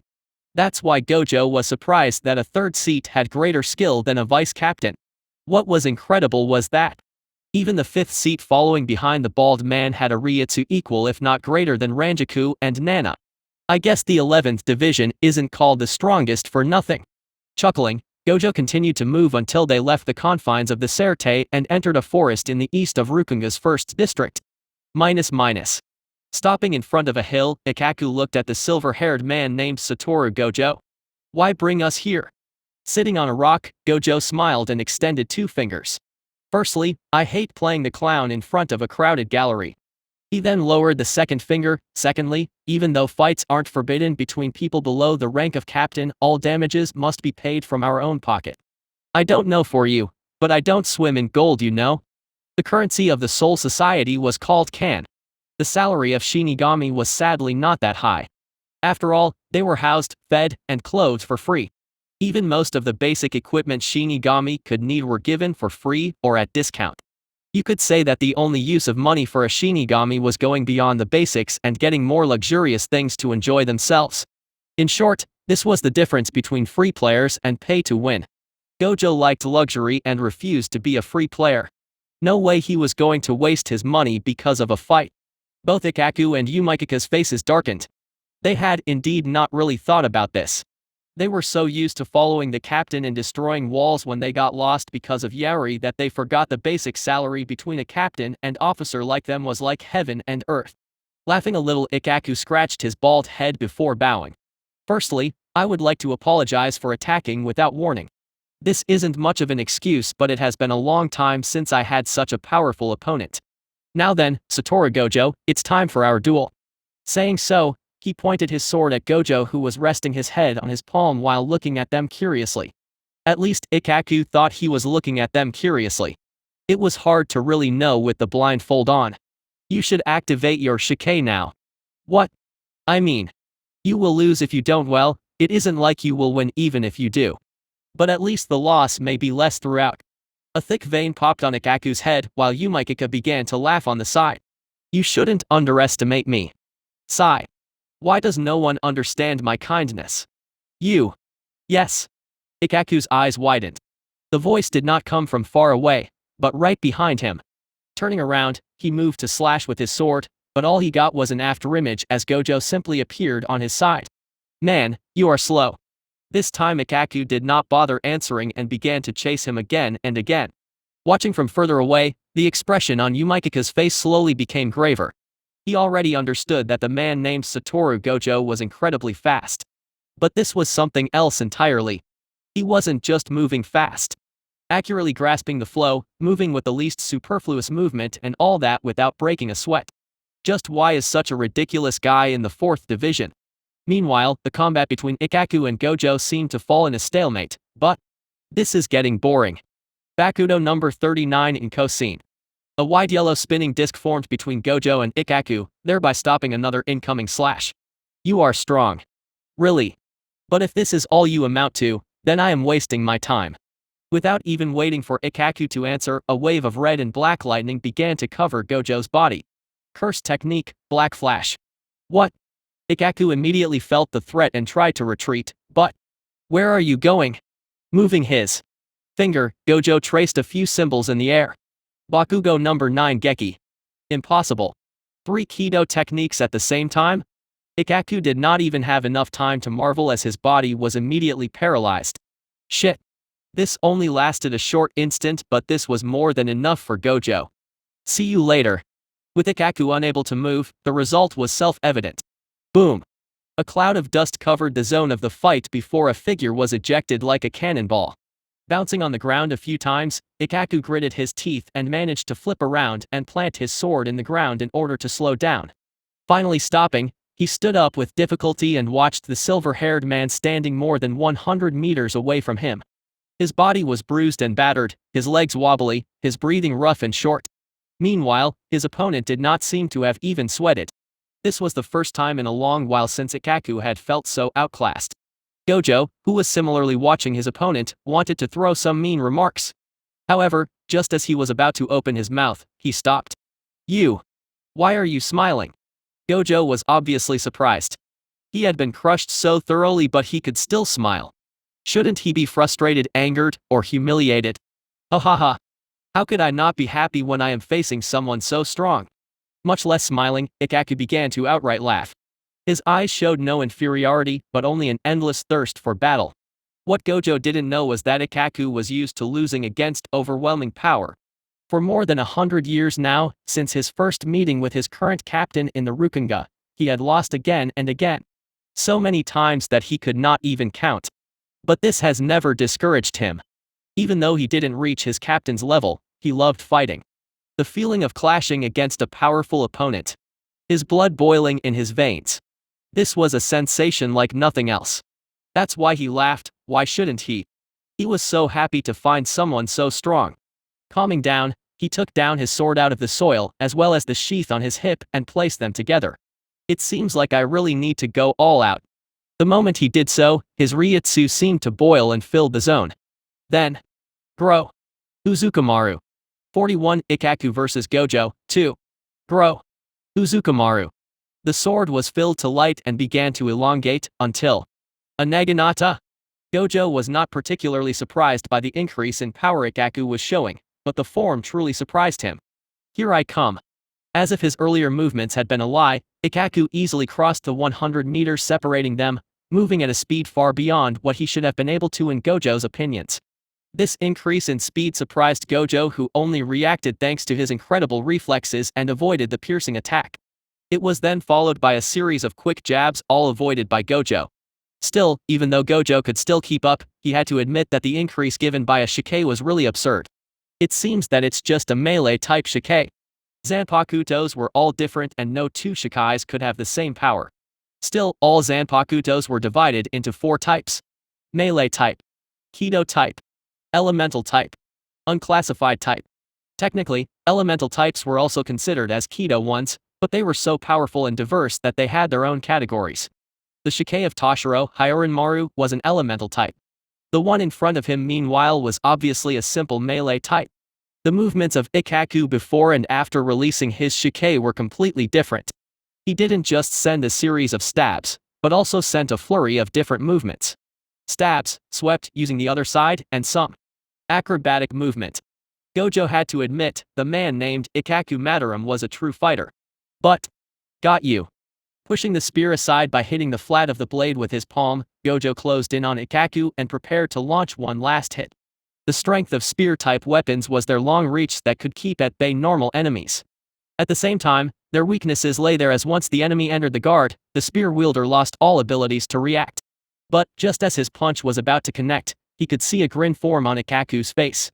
It's me who got you. Split. What? Gojo was surprised to see the shaft of the spear suddenly break into 3 sections. I have been had. His escape route was being blocked. Slash. Minus minus. Drip drip drip.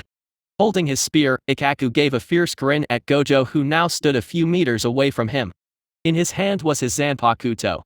Meanwhile, a gash appeared on the side of his head, as blood slowly dribbled from it. The blindfold that had been torn off fluttered gently in the wind, finally showing his jewel-like eyes. Ha ha ha. Not so smug anymore, are you? Ikaku laughed wildly. Even though it was just a little wound. Even though this was nothing compared to the damage he received. He couldn't help but be happy. Gojo on the other hand stayed silent as he slowly traced the wound on the side of his face. Smiling, he said, "Did they never tell you to not target the face? How would you repay me if I lost my handsome face?"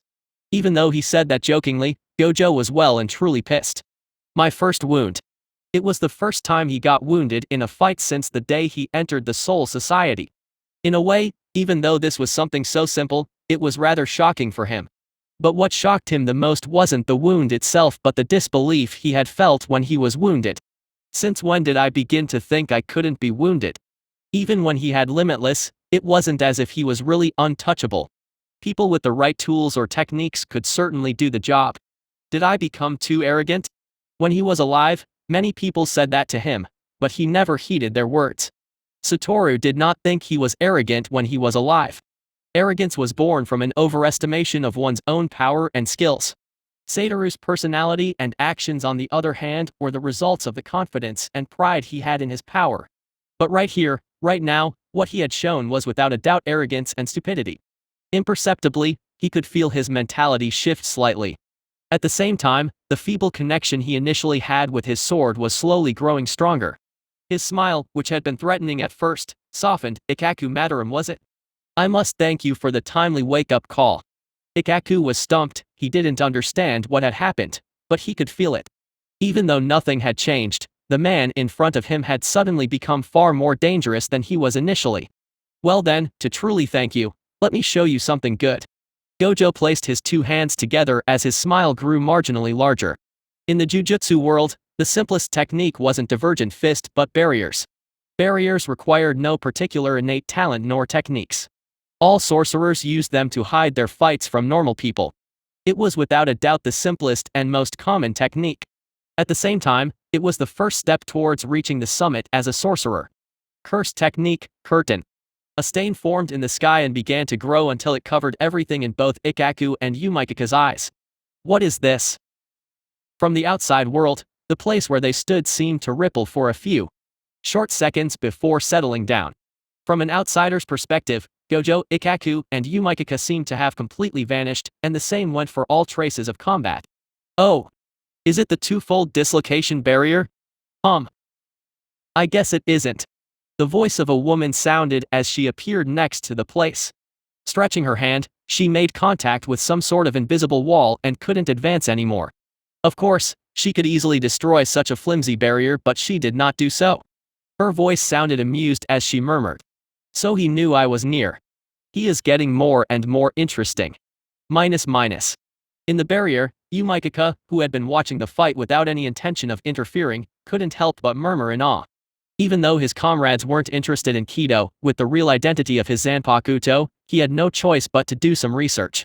His eyes couldn't help but widen once he understood exactly what was happening once he felt his connection from the outside world completely cut. Impossible. A barrier. Gojo did not know it, but in the Soul Society, not anyone could form a barrier. In fact, barrier-type Kido were so difficult that, like Kado, they had their very own division and were not numbered. In Yumikaka's knowledge, only large teams from the Kido's core, people near or at master rank in Kido or captain-level Shinigami could create barriers.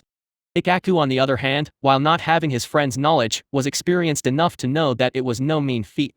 But there was a problem. Why did you isolate us? All Gojo did was chuckle. You are hiding something, right? Ikaku's hand stilled. What do you mean? No need to act dumb. There are few things I cannot see with those eyes of mine. Getting there, Gojo continued, in order to really thank you, I wish to beat you in the most thorough way possible. But it wouldn't do if you thought that you had a chance just because of some trump card. That's why I am giving you a chance. Gojo could see many things. When he looked at a sword, he could see the circulation and the amount of energy of said Zanpakuto. Some Zanpakuto always seem to have souls so much larger than the average. He had observed this phenomenon only a few times. 5 times to be exact. When he met Soifon. During Yamamoto's speech. When he faced Bakuya and the old man behind him. The same happened with Onakana. All of them had one thing in common. They were captains or about to become one in Bakuya's case, and Ikaku's sword was showing the same thing.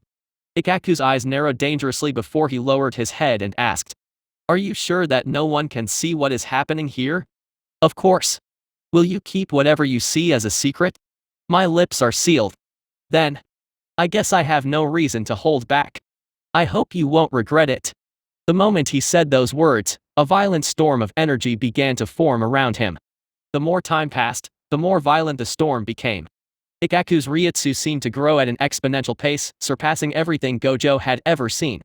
Finally, once the storm abated, Ikaku uttered one word. Bankai. Ikaku vs Gojo, 3. Standing with his spear held tightly in his hand, Ikaku focused on his Ryutsu. On his side, he could see a brown-skinned tall and muscular man with fiery long hair that reached his heel. Partner. Are you sure? I thought you wanted to hide me. A deep and heavy voice echoed in Ikaku's mind. Silently gazing at the man, he murmured, Uzukumaru. I don't want to lose like this. This was a simple sentence that encompassed his full personality. He knew that him always hiding his bankai was something his partner did not like. Sorry. For being so selfish. Hearing this, the tall man, or rather the spirit of Ikaku's weapons, nodded. Is that so? Then, let's go all out. Reaching an agreement with his sword, Ikaku smiled fiercely. A smile that was mirrored by the spirit. It was then that he murmured this word. Bankai. Minus.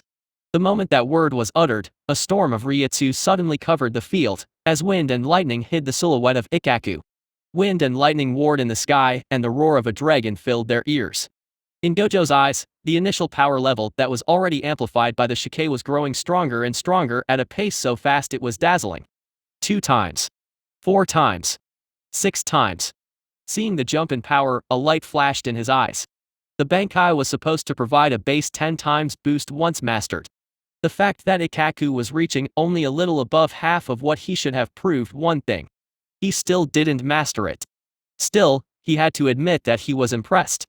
Once the storm abated, Ikaku's figure could finally be seen again.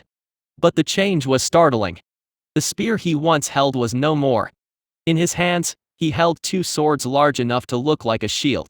The pommels were connected by heavy chains to a central blade floating behind his back that looked like the blade of an axe.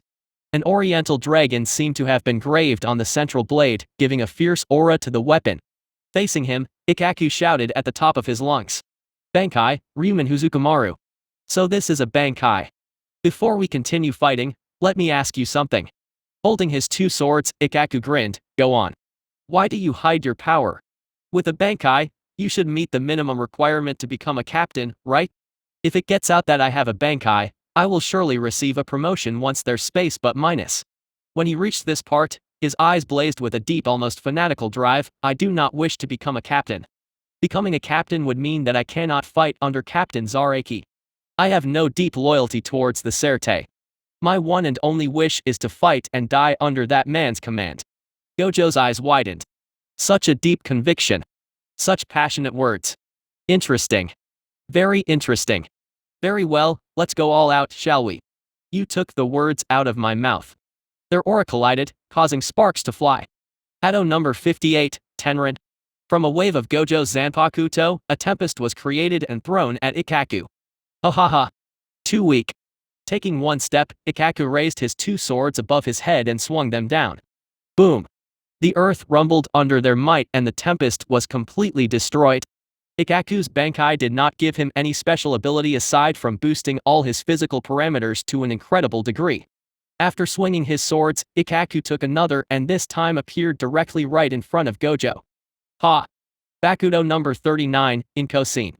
This was the same shield that had once completely stopped Ikaku. But, this time. Break. Boom. Like a flimsy piece of paper, it was completely destroyed under the might of the sword. Gojo barely had time to avoid the impact zone but still was not able to completely leave unscathed. Still, he had no time to take care of his wounds and immediately used Shunpo to avoid another swing. Using the lag time, he pointed at Ikaku. Hado number 33, Sokitsui. But this wasn't all, a second Gojo suddenly appeared next to him and also pointed his finger. Hado number 58, Tenrin. If Soifon had been present to assist at this scene, she would have been too astonished to speak. After all, Gojo had just used one of her prized techniques, Speed Clone.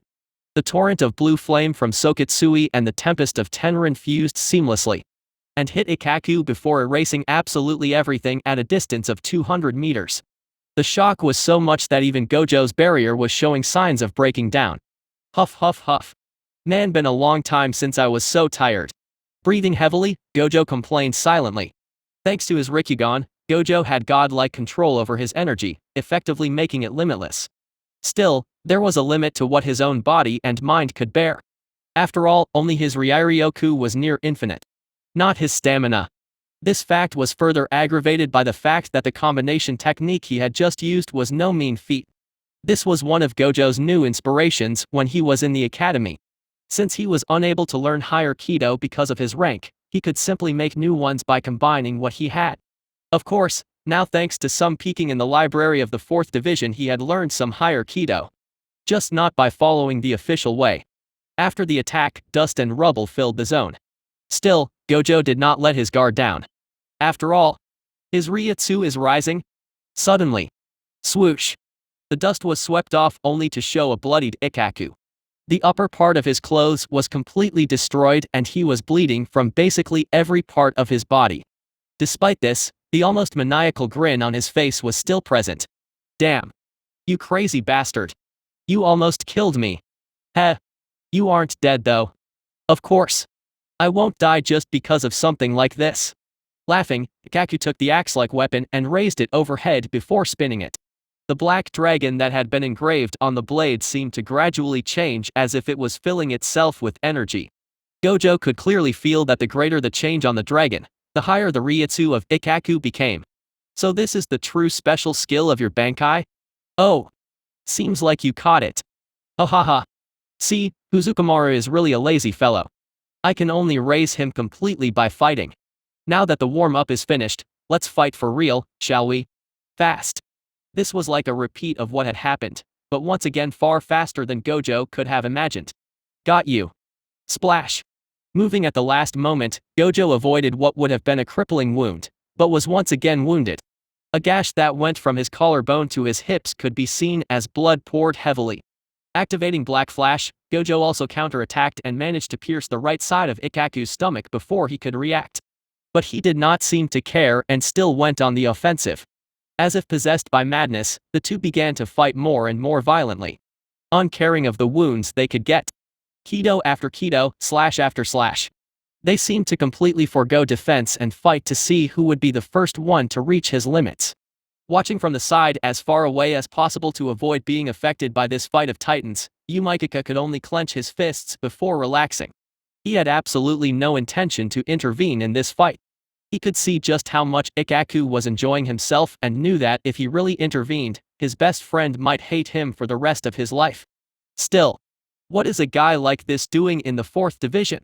He couldn't help but ask himself again. Even though Gojo wasn't laughing like Ikaku, the ferocious glint in his eyes was something he was used to seeing in both Ikaku and their captain, Zareki Kenpeki. No. There is some difference.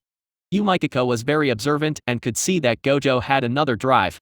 The members of the 11th Division sought enjoyment in their fights, winning or losing did not really matter as long as it wasn't a mission.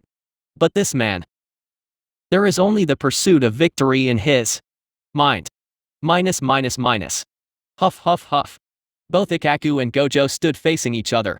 Each breath seemed to hurt their lungs, the rustle of the wind irritated their bloody skins, their visions were getting blurry because of the excessive blood loss. There was not one part of their bodies that wasn't wounded. All around them, only blood, ruin, and destruction could be seen. It's time to end it. Otherwise, one of us will really croak. Ikaku murmured while looking at Gojo with awe. Even though they were equally matched, Ikaku had never forgotten one fact.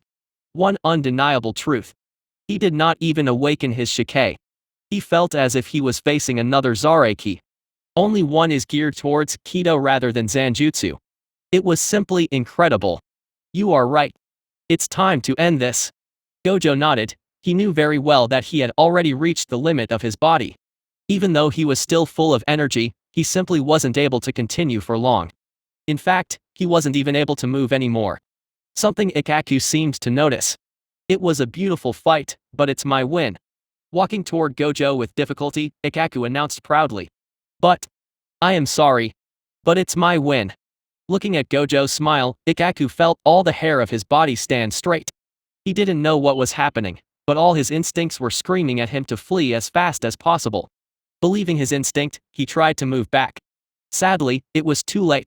The last thing he saw before he lost consciousness were those two beautiful eyes shining with a blue light.